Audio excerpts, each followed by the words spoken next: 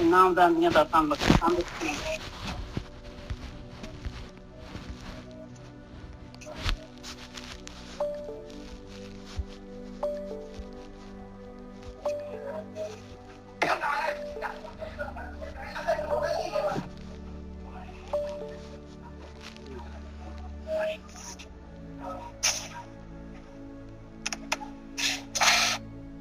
शुरू करिए गोरकी साहब।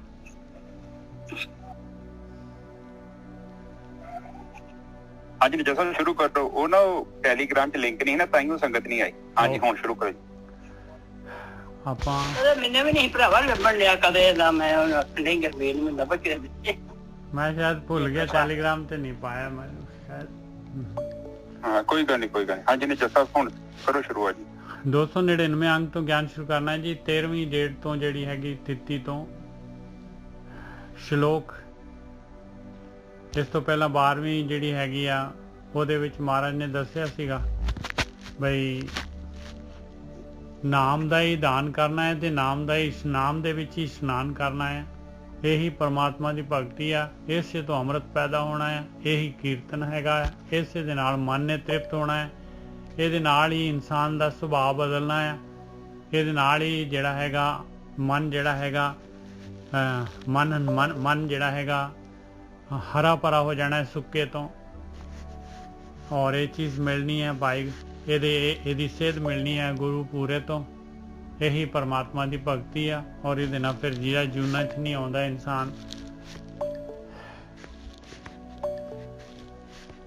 ਤੇ ਹੁਣ ਜਿਹੜੇ ਹੈਗੇ 13ਵੀਂ ਤਰੀਕ ਤੋਂ ਮਹਾਰਾਜ ਸ਼ਲੋਕ 3 ਗੁਣਾ ਮੈਂ ਵਿਆਪਿਆ ਪੂਰਨ ਹੋਤ ਨਾ ਕਾਮ। ਕਹਿੰਦੇ ਇਨਸਾਨ ਜਿਹੜਾ ਹੈਗਾ ਇਹ ਤ੍ਰਿਗੁਣੀ ਮਾਇਆ ਜਿਹੜੀ ਹੈ ਤਮੋ ਰਜੋ ਸਤੋ ਜਿਹੜੀ ਹੈਗੀ ਇਹ 3 ਗੁਣੀ ਮਾਇਆ ਦੇ ਵਿੱਚ ਇਸੇ ਦੇ ਵਿੱਚ ਜਿਹੜਾ ਹੈਗਾ ਇਸੇ ਨੂੰ ਸਮਝਦਾ ਹੈ। ਜੋ ਦਿਸ ਰਿਹਾ ਹੈ ਆਕਾਰ ਜੋ ਸ੍ਰਿਸ਼ਟੀ ਜਿਹੜੀ ਹੈਗੀ ਆ ਜੋ ਦਿਸ ਰਹੀ ਹੈ ਪ੍ਰਕਿਰਤੀ ਉਹਦੇ ਵਿੱਚ ਹੀ ਕਹਿੰਦਾ ਇਹੀ ਹੈਗੀ ਸਾਰਾ ਕੁਛ। ਤੇ ਇਹਦੇ ਵਿੱਚ ਜਿਹੜਾ ਹੈ ਕਹਿੰਦੇ ਪੂਰਾ ਉਮਰ ਲੰਘ ਜਾਂਦੀ ਹੈ ਪਰ ਉਹਦੇ ਕੰਮ ਪੂਰੇ ਨਹੀਂ ਹੁੰਦੇ। ਜਿਹੜੇ ਕੰਮ ਵਾਸਤੇ ਆਇਆ ਉਹ ਕੰਮ ਤਾਂ ਭੁੱਲਿਆ ਹੀ ਰਹਿੰਦਾ ਹੈ। ਔਰ ਮਾਇਆ ਦੇ ਵਿੱਚ ਵੀ ਜਿਹੜਾ ਹੈਗਾ ਨਾ ਮਾਇਆ ਹੀ ਮਿਲਦੀ ਆ ਤੇ ਨਾ ਹੀ ਰਾਮ ਦੀ ਤਾਂ ਗੱਲ ਹੀ ਵੱਖਰੀ ਆ। 3 ਗੁਣਾ ਮੈਂ ਵਿਆਪਿਆ ਪੂਰਨ ਹੋਤ ਨਾ ਕਾਮ ਪਤੀ ਤੋਂ ਉਦਾਹਰਣ ਮਨ ਵਸੈ ਨਾਨਕ ਛੂਟੈ ਨਾਮ। ਕਹਿੰਦੇ ਜੇ ਨਾਮ ਦੇ ਵੱਲ ਲੱਗ ਜਾਏ, ਜੇ ਗੁਰੂ ਦੀ ਗੱਲ ਜਿਹੜੀ ਬ੍ਰਹਮ ਗਿਆਨੀਆਂ ਦੀ ਗੱਲ ਮੰਨ ਲੈ ਤੇ ਉਹ ਪਤੀ ਤੋਂ ਉਦਾਹਰਣ ਜਿਹੜਾ ਉਹ ਮਾਲਕ ਪਰਮਾਤਮਾ ਹੈਗਾ ਜੇ ਉਹਨੂੰ ਮਨ ਦੇ ਵਿੱਚ ਵਸਾ ਲੈ, ਉਹਦੀ ਭਗਤੀ ਕਰਨੀ ਸ਼ੁਰੂ ਕਰ ਦੇ, ਅੰਦਰ ਧਿਆਨ ਸਿਮਰਨ ਸ਼ੁਰੂ ਕਰ ਦੇ ਤੇ ਨਾਮ ਦੇ ਨਾਲ ਛੁੱਟ ਸਕਦਾ ਹੈ ਭਾਈ ਇਹ ਤ੍ਰਿਗੁਣੀ ਮਾਇਆ ਤੋਂ। ਨਹੀਂ ਤਾਂ ਜਿਹੜੀ ਮਾਇਆ ਇੰਨੀ ਪ੍ਰਬਲ ਹੈਗੀ ਇਸ ਤੋਂ ਛੁੱਟਣ ਦਾ ਕੋਈ ਚਾਂਸ ਨਹੀਂ ਹੈਗਾ। ਹਾਂਜੀ ਵੀਰ ਜੀ श्लोक 3 गुणा में व्याप्या पूर्ण होत न काम पतित उदाहरण मन बसै छूटै नानक छूटै नाम।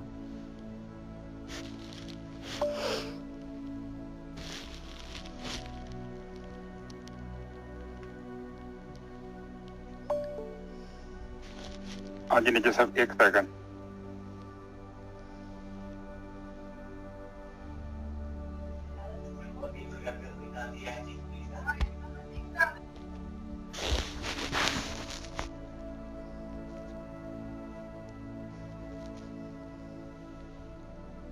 हाँ जी निजर साहब दोबारा तो को बोल दो, ਇਹਦੀ ਥੋੜੀ ਵਿਆਖਿਆ ਕਰ ਦੋ। ਹਾਂਜੀ 3 ਗੁਣਾ में व्याप्या पूर्ण होत ना काम। ਕਹਿੰਦੇ 3 ਗੁਣੀ ਮਾਇਆ ਦੇ ਵਿੱਚ ਹੀ ਇਨਸਾਨ ਜਿਹੜਾ ਮਨੁੱਖ ਜੂਨ ਪਾ ਕੇ ਵੀ ਜਿਹੜਾ ਨਾ ਇਹ 3 ਗੁਣੀ ਮਾਇਆ ਦੇ ਵਿੱਚ ਹੀ ਹਮੇਸ਼ਾ 3 ਗੁਣੀ ਤਮੋ ਰਜੋ ਸਤੋ ਇਹਨਾਂ ਗੁਣਾਂ ਦੇ ਵਿੱਚ ਹੀ ਮਾਇਆ ਜੋ ਪਦਾਰਥ ਹੈ ਇਹਨਾਂ ਦੇ ਵਿੱਚ ਹੀ ਲੱਗਿਆ ਰਹਿੰਦਾ ਹੈ। ਔਰ ਇਹਨੂੰ 3 ਤਾਪ ਜਿਹੜੇ ਹੈਗੇ ਆ ਜੀ ਬਲਵਿੰਦਰ ਕੌਰ ਜੀ ਤੁਹਾਡਾ ਬੰਦ ਕਰ ਦਿਓ ਮਾਈਕ ਖੁੱਲਾ ਜੀ ਬਲਵਿੰਦਰ ਕੌਰ। ਹਾਂਜੀ ਹਾਂਜੀ ਮੈਂ ਦੇਖਦਾ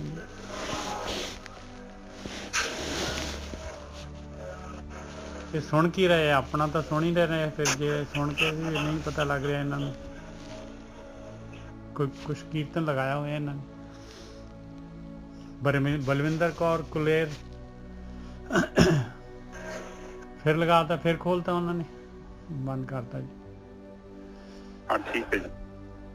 तीन गुणा में व्याप्या पूਰਨ होत ना काम। इंसान ਜਿਹੜਾ ਹੈਗਾ ਤਿੰਨ ਗੁਣੀ ਮਾਇਆ ਜੋ ਦਿਸਦਾ ਆਕਾਰ ਹੈਗਾ ਇਹਦੇ ਵਿੱਚ ਹੀ ਵਿਆਪਿਆ ਰਹਿੰਦਾ ਹੈ, ਇਹਦੇ ਵਿੱਚ ਹੀ ਲੱਗਿਆ ਰਹਿੰਦਾ ਹੈ ਔਰ ਇਹਦੇ ਵਿੱਚ ਜਿਹੜੇ ਹੈਗੇ ਉਹਦੇ ਕੰਮ ਪੂਰੇ ਨਹੀਂ ਹੁੰਦੇ। ਮਾਇਆ ਦੇ ਨਾਲ ਜਿਹੜਾ ਹੈਗਾ ਉਹਦੀ ਤ੍ਰਿਸ਼ਨਾ ਮੁੱਕਦੀ ਨਹੀਂ ਹੈ।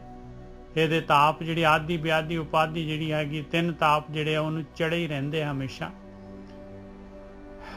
ਤੇ ਮਹਾਰਾਜ ਕਹਿੰਦੇ ਇਹਦੇ ਤੋਂ ਛੁੱਟ ਸਕਦਾ ਆ, ਇਸ ਤਿਰਗੁਣੀ ਮਾਇਆ ਤੋਂ ਛੁੱਟ ਸਕਦਾ ਹੈ ਜੇ ਕਿਤੇ ਜਿਹੜਾ ਹੈਗਾ ਇਹ ਬ੍ਰਹਮ ਗਿਆਨੀਆਂ ਦੀ ਜਿਹੜੀ ਹੈਗੀ ਗੁਰੂ ਦੀ ਮੱਤ ਲੈ ਲੈ, ਉਹਦੇ ਅਨੁਸਾਰ ਜਿਹੜਾ ਹੈਗਾ ਆਪਣੇ ਆਪ ਨੂੰ ਚੇਂਜ ਕਰ ਲੈ ਤੇ ਪਤਿਤ ਤੋਂ ਜਿਹੜਾ ਹੈਗਾ ਪਵਿੱਤਰ ਹੋ ਸਕਦਾ ਹੈ, ਉਧਰ ਸਕਦਾ ਹੈ ਤ੍ਰਿਗੁਣੀ ਮਾਇਆ ਤੋਂ। ਉਹ ਜੇ ਪਤਿਤ ਉਦਾਹਰਨ ਮਾਲਕ ਪਰਮਾਤਮਾ ਜਿਹੜਾ ਹੈਗਾ ਉਹਨੂੰ ਆਪਣੇ ਮਨ ਦੇ ਵਿੱਚ ਵਸਾ ਲੈ ਔਰ ਉਹ ਵਸੂਗਾ ਨਾਮ ਦੇ ਨਾਲ, ਨਾਮ ਧਿਆਨ ਸਿਮਰਨ ਦੇ ਨਾਲ ਵਸੂਗਾ ਪਾਏ। ਨਾਨਕ ਛੂਟੇ ਨਾਮ, ਛੂਟੇ ਨਾਮ ਦਾ ਇਹ ਮਤਲਬ ਨਹੀਂ ਨਾਮ ਨੇ ਛੁੱਟ ਜਾਣਾ ਹੈ, ਨਾਮ ਦੇ ਦੁਆਰਾ ਛੁੱਟ ਜਾਣਾ ਹੈ। ਹਾਂਜੀ ਵੀਰ ਜੀ। ਬਿਲਕੁਲ ਠੀਕ ਹੈ ਸਾਧ ਸੰਗਤ ਜੀ, ਬੜੀ ਉਹਨਾਂ ਨੇ ਕਲੀਅਰ ਗੱਲ ਕਰਤੀ ਹੈ। ਉਹ ਕਹਿੰਦੇ ਆ ਕਿ ਜਦੋਂ ਕਾਰ ਖਰਾਬ ਹੋ ਜਾਂਦੀ ਹੈ ਜਾਂ ਮੋਟਰਸਾਈਕਲ ਖਰਾਬ ਹੋ ਜਾਂਦਾ ਹੈ ਤੇ ਉਹਨੂੰ ਆਪਾਂ ਕਿੱਥੇ ਲੈ ਕੇ ਜਾਂਦੇ? ਆਪਾਂ ਗੈਰੇਜ ਕਿੱਥੇ ਲੈ ਕੇ ਜਾਂਦੇ ਹਾਂ ਨਾ ਵਰਕਸ਼ਾਪ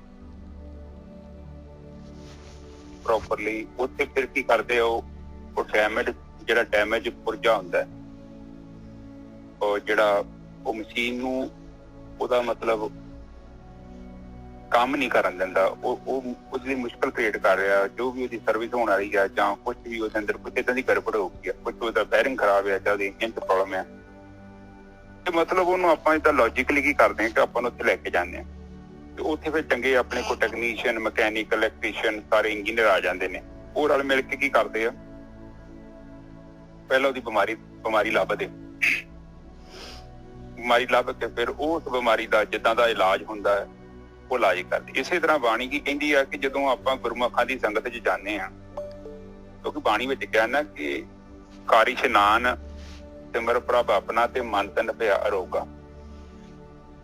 ਇਹ ਮਨ ਤੇ ਤਨ ਜਿਹੜੇ ਹੁੰਦੇ ਆ ਇਹਦੇ ਅੰਦਰ ਵੀ ਨਾ ਜਦੋਂ ਮਨ ਦੇ ਰੋਗ ਜਿਹੜੇ ਉਹ ਸਰੀਰ 'ਚ ਤਨ 'ਚ ਆ ਜਾਂਦੇ ਬੰਦੇ ਨੂੰ ਤੇ ਦੋਨੋਂ ਜੁੜਿਆ ਔਰ ਤਨ ਦਾ ਰੋਗ ਜਿਹੜਾ ਮਨ 'ਚ ਚਲ ਜਾਂਦਾ। ਹੁਣ ਤੁਸੀਂ ਦੇਖੋ ਤੁਹਾਨੂੰ ਸਿਰ ਪੀੜ ਹੋਇਆ ਨਾ ਤੇ ਮਨ ਨੇ ਪਰੇਸ਼ਾਨ ਹੋ ਜਾਣਾ।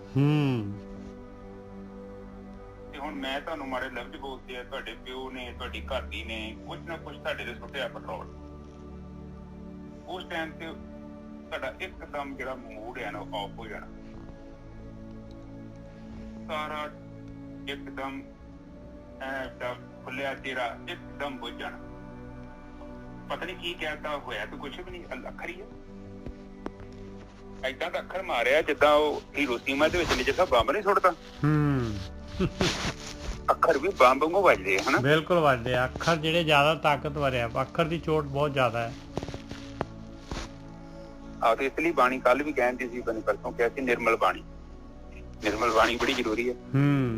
ਬਿਲਕੁਲ ਜ਼ਰੂਰੀ ਹੈ ਜੀ।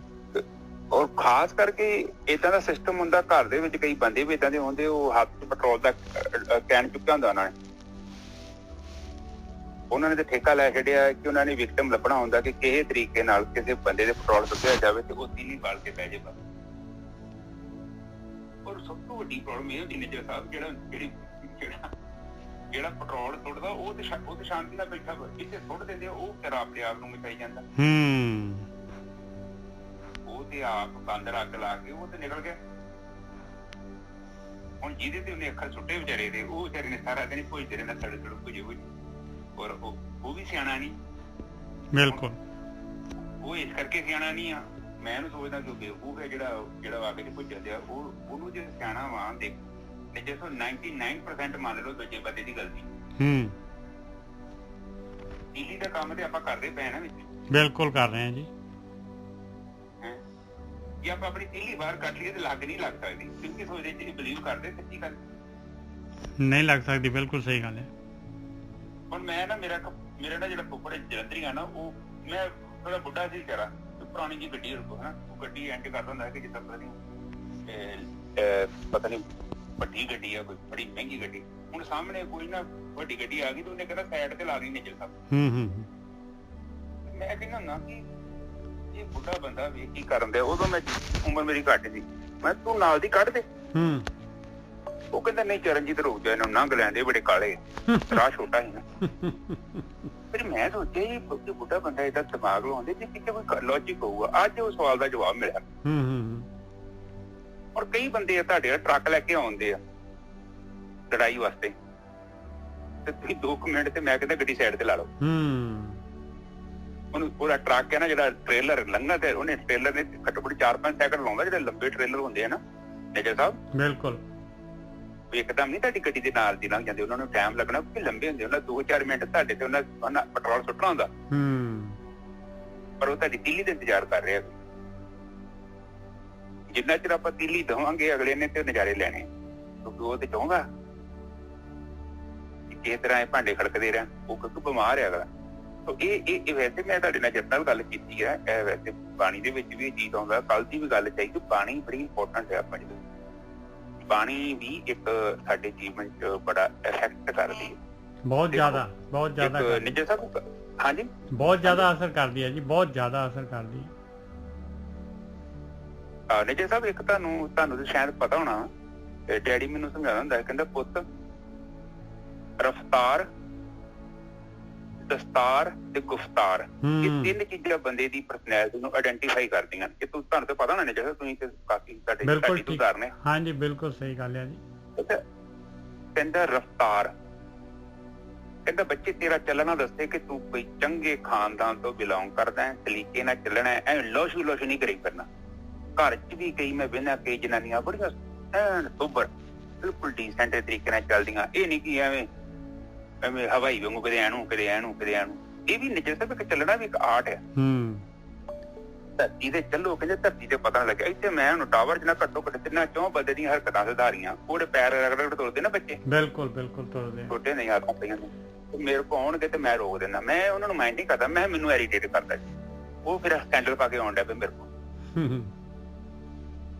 ਤੇ ਹੁਣ ਉਹਦਾ ਕਾਰਨ ਇਹੋ ਹੀ ਆ ਕਿ ਜਦੋਂ ਛੋਟੇ ਹੁੰਦਾ ਬੱਚਾ ਕੋਈ ਗਲਤ ਆਦਤ ਪੈਂਦੀ ਆ, ਆਪਾਂ ਨਿੱਜਰ ਸਾਹਿਬ ਨੂੰ ਬਦਲ ਸਕਦੇ ਹਾਂ।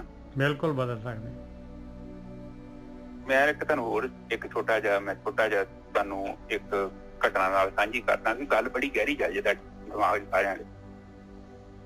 ਏਦਾਂ ਨਾ ਅਸੀਂ ਨਾ ਕਢਾਈ ਕਰਦੇ ਹੁੰਦੇ ਆ, ਮੰਮੀ ਨੂੰ ਪਤਾ।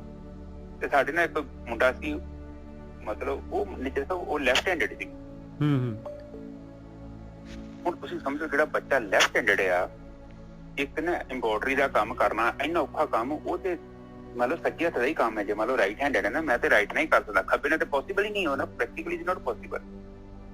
ਉਹਦਾ ਜਦੋਂ ਨਿੱਜਰ ਸਾਹਿਬ ਕੰਮ ਸਿੱਖਣ ਗਿਆ ਨਾ, ਉਹ ਉਸਤਾਦ ਨੂੰ ਲਾਈਕ ਨਹੀਂ ਕਰਦਾ, ਕਿਉਂਕਿ ਖੱਬੇ ਨਾਲ ਕੰਮ ਕਰਦਾ ਨਾ ਬੰਦਾ ਐਰੀਟੇਟ ਜਿਹਾ ਨਹੀਂ ਹੁੰਦਾ ਜਦੋਂ ਤੁਹਾਡੇ ਸਾਹਮਣੇ ਕੋਈ ਖੱਬੇ ਹੱਥ ਨਾਲ ਕੰਮ ਕਰੇ। ਉਹ ਏਦਾਂ ਹੁੰਦਾ ਬੰਦੇ ਦਾ ਕਿਉਂ ਕਰਦਾ। ਉਹਨੇ ਇੱਕ ਡੰਡਾ ਰੱਖਿਆ ਹੀ ਲਾ ਕੇ। ਉਹ ਮੁੰਡੇ ਨੂੰ ਜਿਹੜਾ ਐਮਬੋਡਰੀ ਦਾ ਕੰਮ ਜਿਹੜਾ ਇੰਨਾ ਔਖਾ, ਲਿਖਣ ਤੋਂ ਔਖਾ, ਰੋਟੀ ਖਾਣ ਤੋਂ ਔਖਾ, ਸਾਰੇ ਕੰਮਾਂ ਤੋਂ ਔਖਾ, ਉਹ ਮੁੰਡਾ ਕੀ ਕਰਦਾ, ਉਹ ਮੁੰਡਾ ਨਾ ਜਿਹੜੀ ਕਢਾਈ ਕਰਦਾ ਵਾ ਉਹ ਖੱਬੇ ਉਹ ਸੱਜੇ ਹੱਥ ਨਾਲ ਕਰਦਾ। ਬਾਕੀ ਸਾਰੇ ਕੰਮ, ਰੋਟੀ ਖਾਣੀ, ਚਾਹ ਪੀਣੀ, ਐਰਾ ਵਗੈਰਾ ਹੱਥ ਮਿਲਾਉਣਾ, ਉਹ ਖੱਬੇ ਹੱਥ ਨਾਲ ਚਲਾਉਂਦਾ ਸਾਰਾ ਕੰਮ। ਬਿਲਕੁਲ ਠੀਕ ਹੈ ਜੀ, ਮੇਰਾ ਵੀ ਇਸ ਤਰ੍ਹਾਂ ਹੀ ਹੈ। ਮੈਂ ਵੀ ਖੱਬੇ ਹੱਥ ਨਾਲ ਹੀ ਕੰਮ ਕਰਦਾ ਹਾਂ। ਮੇਰੀ ਮਾਂ ਨੇ ਮੈਨੂੰ ਨਾ ਲਿਖਾਈ ਜਿਹੜੀ ਆ ਸੱਜੇ ਹੱਥ ਨਾਲ ਕਰਵਾਤੀ ਹੈ, ਲਿਖਦਾ ਸੱਜੇ ਨਾਲ, ਇੰਨਾ ਕੁ ਫਰਕ ਹੈ। ਹਾਂ ਦੇਖੋ ਇੱਥੋਂ ਇਹ ਮਤਲਬ ਮੈਂ ਨਿੱਜਰ ਸਾਹਿਬ ਇੱਕ ਚੀਜ਼ ਨੂੰ ਬਲੀਵ ਕਰਦਾ, ਐਵਰੀਥਿੰਗ ਇਜ਼ ਪੋਸੀਬਲ। ਬਿਲਕੁਲ। ਉਹ ਦੇਖੋ ਜਸਟ ਤੁਸੀਂ ਇਹ ਨੋਟਿਸ ਕਰੋ, ਇਹਦਾ ਮਤਲਬ ਕਿ ਆਪਾਂ ਆਪਣੀ ਬ੍ਰੇਨ ਦੀ ਪ੍ਰੋਗਰਾਮਿੰਗ ਕਰ ਸਕਦੇ ਹਾਂ। ਇਹ ਚੀਜ਼ ਤੋਂ ਆਪਾਂ ਨੂੰ ਸਿੱਖਣਾ ਪਊਗਾ ਕਿ ਮੰਨ ਲਓ ਗਲਤ ਸੌਫਟਵੇਅਰ ਚੜਿਆ ਨਾ, ਤੁਹਾਨੂੰ ਸਹੀ ਕਰ ਸਕਦੇ ਆਪਾਂ। ਬਿਲਕੁਲ। ਹਾਂ, ਤੇ ਇਹਦੇ ਵਿੱਚ ਬਾਣੀ ਚ ਵੀ ਉਹ ਕਹਿੰਦੇ ਕਿ ਨਿਰਮਲ ਪਾਣੀ। ਹੁਣ 3 ਗੱਲਾਂ ਬੋਲੀਆਂ, ਰਫਤਾਰ,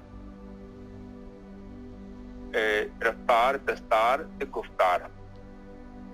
ਰਫਤਾਰ ਮਤਲਬ ਚੱਲਣ ਦਾ ਇੱਕ ਤਰੀਕਾ ਹੁੰਦਾ ਹੈ, ਪੈਰ ਨਹੀਂ ਰਗੜ ਕੇ ਚੱਲਣਾ, ਐਨ ਡੀਸੈਂਟ ਚੱਲਣਾ, ਪੈਰ ਧਰਤੀ ਨੂੰ ਨਾ ਪਤਾ ਲੱਗਿਆ ਆਪਾਂ ਚੱਲਦੇ। ਇਹ ਵੀ ਇੱਕ ਤਰੀਕਾ ਜੇ ਜੀਵਨ ਚ। ਇਹ ਨਾ ਸੋਚੋ ਕਿ ਇਹ ਚੀਜ਼ਾਂ ਦਾ ਸਾਡੇ ਨਾਲ ਕੋਈ ਸੰਬੰਧ ਨਹੀਂ ਹੈ। ਇਹ ਚੀਜ਼ਾਂ ਸਾਡੇ ਜੀਵਨ ਚ, ਸਾਡੇ ਚਿੱਤ ਚ ਬਹੁਤ ਕੁਝ ਕਰਦੀ। ਸਾਡਾ ਜੀਣਾ, ਇੱਕ ਆਪਾਂ ਬੈੱਡ ਤੇ ਸੌਂਦੇ ਹਾਂ, ਤੁਸੀਂ ਇੱਕ ਜਸਟ ਮੇਰੀਆਂ ਗੱਲਾਂ ਨੂੰ ਫੋਲੋ ਕਰਕੇ ਦੇਖ ਲੈਣਾ ਆਪਣੇ ਬੈੱਡ ਨੂੰ। ਮੈਂ ਨਾ ਸਵੇਰੇ ਨਿੱਜਰ ਸਾਹਿਬ ਮੈਂ ਨਾ ਨੋਰਮਲੀ ਪਤਾ ਕੀ ਕਰਦਾ ਹੁੰਦਾ, ਮੈਂ ਮਤਲਬ ਕਿੱਥੇ ਮੁੰਡੇ ਰੂਮ ਬੁਆਏ ਹੈਗੇ, ਉਹਨਾਂ ਨੇ ਬੈੱਡ ਸ਼ੀਟ ਲਾਉਣੀ, ਉਹਨਾਂ ਸਰਾਣੇ ਧੂੜੇ ਨਾ ਉਹਨਾਂ ਨੇ ਇਕੱਠੇ ਕਰਨੇ। ਮੈਂ 4-5 ਦਿਨ ਹੋ ਗਿਆ, ਮੈਂ ਆਪਣੇ ਬੈੱਡ ਦੀ ਆਪ ਹੀ ਚਾਦਰ ਸਿੱਧੀ ਕਰਦਾ ਵਾਂ। ਉਹ ਜਿਹੜੀ ਮੇਰੀ ਰਜਾਈ ਉਹਨੂੰ ਮੈਂ ਜੋੜਦਾ ਆਪ, ਸਿਲਾਈ ਜੋ ਵੀ ਹੈ, ਸਰਾਣੇ ਵੀ ਮੈਂ ਆਪ ਸਿੱਧਾ ਕਰ ਤੋੜਦਾ। ਪਰ ਮੈਨੂੰ ਬੜਾ ਚੰਗਾ ਲੱਗਦਾ। ਮੈਨੂੰ ਲੱਗਦਾ ਮੇਰੇ ਤੋਂ ਜ਼ਿਆਦਾ ਚੰਗਾ ਮੇਰੇ ਬੈੱਡ ਨੂੰ ਲੱਗਦਾ ਕਿ ਮੈਂ ਏਦਾਂ ਕਰਦਾ। ਹਾਂਜੀ ਬਿਲਕੁਲ। ਮਤਲਬ ਜਸਟ ਇਹ ਨਹੀਂ ਮੈਂ ਕਹਿੰਦਾ ਜਿੱਥੇ ਆਪਾਂ ਸੌਣਾ ਵਾ ਉਹ ਚੀਜ਼ ਨੂੰ ਆਪਾਂ ਨੂੰ ਪਿਆਰ ਕਰਨਾ ਪੈਣਾ। ਇਹ ਚੀਜ਼ਾਂ ਬੜੀਆਂ ਮੈਟਰ ਕਰਦੀਆਂ ਜੀ। ਬੰਦਾ ਜਦੋਂ ਆਪਾਂ ਕਿਸੇ ਨੂੰ ਲਾਈਕ ਕਰਦੇ ਆ ਨਾ, ਚਾਹੇ ਬੈੱਡ ਆ ਚਾਹੇ ਕੋਈ ਵੀ ਚੀਜ਼ ਆ, ਸੱਚੀ ਭਾਵੇਂ ਨਿਰਜੀਵ ਚੀਜ਼ਾਂ ਹੈਗੀਆਂ ਨੇ, ਪਰ ਮੈਂ ਸੋਚਦਾ ਕਿ ਇਹਨਾਂ ਦੇ ਅੰਦਰ ਫੀਲਿੰਗ ਹੈਗੀ। ਇਹ ਚੀਜ਼ਾਂ ਇੱਕ ਬੰਦਾ ਸੀ, ਤਰਖਾਨ ਸੀ, ਉਹ ਨਿੱਜਰ ਸਾਹਿਬ ਕਹਿੰਦੇ ਜੰਗਲ 'ਚ ਜਾਂਦਾ ਸੀ, ਉਹ ਰੁੱਖ ਨਾਲ ਕਮਿਊਨੀਕੇਟ ਕਰਦਾ ਸੀ, ਫਿਰ ਰੁੱਖ ਨੂੰ ਵੱਢਦਾ ਸੀ, ਫਿਰ ਉਸ ਰੁੱਖ ਦੀਆਂ ਨਾ ਕੁਰਸੀਆਂ ਬਣਾਉਂਦਾ ਹੁੰਦਾ ਸੀ।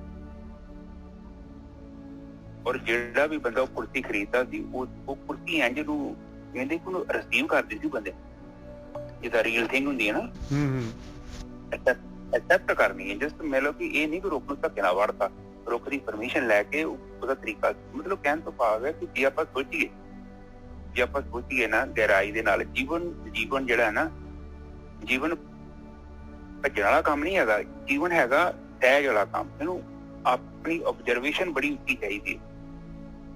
ਔਰ ਇੱਕ ਹੋਰ ਨੁਕਤਾ ਹੈਗਾ ਰਫਤਾਰ, ਗੁਫਤਾਰ ਤੇ ਦਸਤਾਰ। ਗੁਫਤਾਰ ਬੜੀ ਇੰਪੋਰਟੈਂਟ ਹੈ, ਬੋਲਚਾਲ, ਗੁਫਤਾਰ ਦਾ ਬੋਲਚਾਲ। ਇੱਥੇ ਜਿੱਦਾਂ ਆਪਾਂ ਗੱਲਬਾਤ ਕਰਨ ਦਾ ਤਰੀਕਾ ਕੀ ਹੈ, ਸਲੀਕਾ ਕੀ ਹੈ। ਇੱਕ ਗੱਲ ਕਰਨੀ ਆ, ਗੱਲ ਅਗਲੇ ਦੀ ਸੁਣੋ, ਜਸਟ ਮਾਈਂਡ ਨਹੀਂ ਕਰਨਾ। ਮੈਂ ਕੁਛ ਸੁਣ ਨਹੀਂ ਦਿਆ, ਮੈਂ ਖੁਦ ਮੇਰੀ ਚ ਗਲਤੀਆਂ ਸੀ, ਹੁਣ ਮੈਂ ਕਾਫੀ ਸੁਧਰਿਆ। ਦੂਜੇ ਦੀ ਗੱਲ ਨਹੀਂ ਕੱਢਣੀ, ਉਹਨੂੰ ਪੂਰਾ ਬੋਲੂੰਗਾ। ਉਹ ਬੋਲੇ ਫਿਰ ਤੁਸੀਂ ਬੋਲੋ, ਫਿਰ ਉਹ ਬੋਲੇ ਫਿਰ ਤੁਸੀਂ ਬੋਲੋ। ਔਰ ਇੱਕ ਕੋਸ਼ਿਸ਼ ਹੋਰ ਕਰੇ, ਜਿਹੜਾ ਬੰਦਾ ਬੋਲਦਾ ਨਾ ਉਹ ਨਹੀਂ ਜੋ ਸਿੱਖਦਾ, ਜਿਹੜਾ ਬੰਦਾ ਸੁਣਦਾ ਉਹ ਸਿੱਖਦਾ। ਜੋ ਨਿਜਰ ਸਾਹਿਬ ਬਿਲਕੁਲ ਸਹੀ ਗੱਲ ਹੈ। ਕਿਤੇ ਸੁਣ ਕੇ ਵੇਖਿਓ। ਇਸੇ ਲਈ ਉਪਨਿਸ਼ਦ ਕਿਉਂ ਕਿਹਾ ਗਿਆ? ਉਪਨਿਸ਼ਦ ਦਾ ਮਤਲਬ ਹੈ ਬਹਿ ਕੇ ਸੁਣਨਾ, ਬਸ ਸੁਣਨਾ। ਬਾਣੀ ਚ ਵੀ ਕਿਹਾ ਸੁਣੇ ਮੂੜ ਚਿੱਤ ਲਾਏ, ਚਤੁਰਤਾ ਆਵੇ। ਹਾਂ, ਜਿਹੜਾ ਮੂਡ ਹੈਗਾ ਜੇ ਸੁਣੇ ਤੇ ਉਹ ਵੀ ਚਤਰ ਹੋ ਸਕਦਾ। ਪਰ ਸੁਣੇ ਦਾ ਮਤਲਬ ਕਿ ਗੱਡੀ ਵਰਕਸ਼ਾਪ 'ਚ ਲੈ ਕੇ ਜਾਣੀ ਪੈਣੀ, ਉੱਥੇ ਜਾ ਕੇ ਸੰਗਤ 'ਚ ਬਹਿਣਾ ਹੈ, ਉੱਥੇ ਕੁਝ ਚੰਗੇ ਲਫ਼ਜ਼ ਮਿਲ ਜਾਣ। ਔਰ ਫਿਰ ਉਹ ਜੇ ਉਹ ਕਹਿਣ ਕਿ ਆਪੋ ਜੇ ਤੁਹਾਡੇ ਥੋੜੇ ਖਰਾਬ ਹੋ ਗਏ, ਫਿਲਟਰ ਖਰਾਬ ਹੋ ਗਿਆ, ਜਿਹਦਾ ਫਿਲਟਰ ਨਹੀਂ, ਕਾਰ ਦਾ ਫਿਲਟਰ ਕਹਿੰਦੇ ਨੇ, ਏਅਰ ਫਿਲਟਰ ਖਰਾਬ ਹੋ ਗਿਆ ਤੁਹਾਡਾ, ਆਇਲ ਫਿਲਟਰ ਖਰਾਬ ਹੋ ਗਿਆ, ਇਹ ਟਾਇਰ ਵੀ ਤੁਹਾਡਾ ਚੇਂਜ ਕਰੋ। ਇਹਦਾ ਮਤਲਬ ਇਹ ਹੈ ਇੱਥੇ ਜਿਹੜੀ ਵਰਕਸ਼ਾਪ ਹੈ ਇੱਕ ਅਧਿਆਤਮਿਕ ਵਰਕਸ਼ਾਪ ਹੈ। ਇੱਥੇ ਆਪਾਂ ਚੰਗੇ ਗੁਣ ਗ੍ਰਹਿਣ ਕਰਨੇ ਨੇ। ਜਿੱਦਾਂ ਖਰਾਬ ਟਾਇਰ ਆਪਾਂ ਲਾ ਦਿੰਦੇ ਹਾਂ, ਚੁੱਕੇ ਵਗਾ ਕੇ ਮਾਰਦੇ ਹਾਂ, ਆਪਾਂ ਥੋੜੀ ਰੌਲਾ ਪਾਉਂਦੇ ਹਾਂ। ਨਿੱਜਰ ਸਾਹਿਬ ਬਿਲਕੁਲ। ਜਸਟ ਆਪਾਂ ਥੋੜਾ ਪ੍ਰੈਕਟੀਕਲ ਗੱਲ ਕਰਦੇ ਹਾਂ ਤਾਂ ਆਪਣੇ ਚ ਕੋਈ ਚੀਜ਼ਾਂ ਹੈਗੀਆਂ ਨੇ ਜਿਹੜੀਆਂ ਮਾੜੀਆਂ ਆਦਤਾਂ ਨੂੰ ਕੱਢੋ। ਮੈਂ ਤੇ ਕਹਿੰਦਾ ਛੱਡ ਦੋ। ਉਹਦੇ ਨਾਲ ਪਤਾ ਕੀ ਹੋਊਗਾ, ਫਰਕ ਬਹੁਤ ਪੈਣਾ। ਕਿਉਂਕਿ ਉਹ ਹਾਰਮੋਨੀ ਦੇਖੋ, ਇੱਕ ਹਾਰਮੋਨੀਆ ਸੰਗੀਤ ਉਦੋਂ ਹੀ ਪੈਦਾ ਕਰਦਾ ਜਦੋਂ ਦੀਆਂ ਸਾਰੀਆਂ ਨੋਕ ਜਿਹੜੀਆਂ ਨਾ ਬਰਾਬਰ ਚੱਲਦੀਆਂ। ਹੁਣ ਭਾਵੇਂ ਆਪਣਾ ਸਰੀਰ ਕਿੱਡਾ ਵਧੀਆ ਹੈ, ਆਪਣੀ ਚੀਜ਼ ਚ ਮਾੜਾ ਦਰਦ ਹੁੰਦਾ ਨਾ ਤੇ ਸਾਰਾ ਸਰੀਰ ਹੀ ਪਰੇਸ਼ਾਨ ਹੁੰਦਾ। ਨਿੱਜਰ ਸਾਹਿਬ ਬਿਲਕੁਲ ਠੀਕ ਹੈ ਜੀ। ਇਸਦਾ ਮਤਲਬ ਕਿ ਜੇ ਸਾਡੀਆਂ ਕੁਝ ਕਈ ਹੁੰਦੀਆਂ ਨਾ ਆਦਤਾਂ, ਆਪਾਂ ਬਦਲ ਸਕਦੇ ਹਾਂ, ਉਹਨੂੰ ਪ੍ਰੋਗਰਾਮਿੰਗ ਕਰ ਸਕਦੇ ਹਾਂ। ਮਾੜੀਆਂ ਆਦਤਾਂ ਹੈਗੀਆਂ ਨੇ ਤੇ ਆਪਾਂ ਉਹਨਾਂ ਨੂੰ ਥੋੜਾ ਕਰਕੇ ਜਦੋਂ ਆਪਾਂ ਹੁਣ ਚਾਹਾਂਗੇ ਤੇ ਉਹ ਸਾਡੇ ਚ ਇੰਪਰੂਵਮੈਂਟ ਆ ਸਕਦੀ ਹੈ। ਔਰ ਹੁਣ ਗੱਲ ਤੇ ਹੈ ਕਿ ਸਾਧਨਾ ਦਾ ਮਤਲਬ ਤੇ ਇਹੋ ਹੀ ਹੈ ਕਿ ਜਦੋਂ ਆਪਾਂ ਵਿਚਾਰਾਂ ਤੋਂ ਮੁਕਤ ਅਵਸਥਾ 'ਚ ਜਾਂਦੇ ਹਾਂ ਤੇ ਸਾਨੂੰ ਜਿਹੜੇ ਫਿਰ ਬਾਣੀ 'ਚ ਜਿੱਦਾਂ ਇੱਕ ਲਫ਼ਜ਼ ਆਉਂਦਾ ਹਮ ਨਹੀਂ ਚੰਗੇ ਤੇ ਬੁਰਾ ਨਹੀਂ ਕੋਈ, ਫਿਰ ਸਾਨੂੰ ਪਤਾ ਲੱਗਦਾ ਕਿ ਸਾਡੇ ਅੰਦਰ ਕਾਫੀ ਹੈ ਨੇ ਐਸੇ ਸੌਫਟਵੇਅਰ, ਐਸੀਆਂ ਗੱਲਾਂ ਜਾਂ ਸਾਡਾ ਜੀਵਨ ਦਾ ਤਰੀਕਾ, ਜਾਂ ਹੀ ਗੱਲ ਕਰਦੇ ਹਾਂ। ਔਰ ਗੱਲ ਕਰਨ ਦੇ ਵਿੱਚ ਵੀ ਬੜੀ ਤਗੜੀ ਇੱਕ ਮੁਹਾਰਤ ਹੈ। ਮੈਂ ਉਦੋਂ ਨਾ ਨਿੱਜਰ ਸਾਹਿਬ ਪਾਰਲੀਮੈਂਟ ਦਾ ਇੱਕ ਬੰਦੇ ਦਾ ਲੈਕਚਰ ਸੁਣ ਰਿਹਾ ਸੀ। ਹਾਂਜੀ। ਤੇ ਉਹ ਨਿੱਜਰ ਸਾਹਿਬ ਉਹ ਬੰਦਾ ਅੱਧਾ ਘੰਟਾ ਬੋਲਿਆ।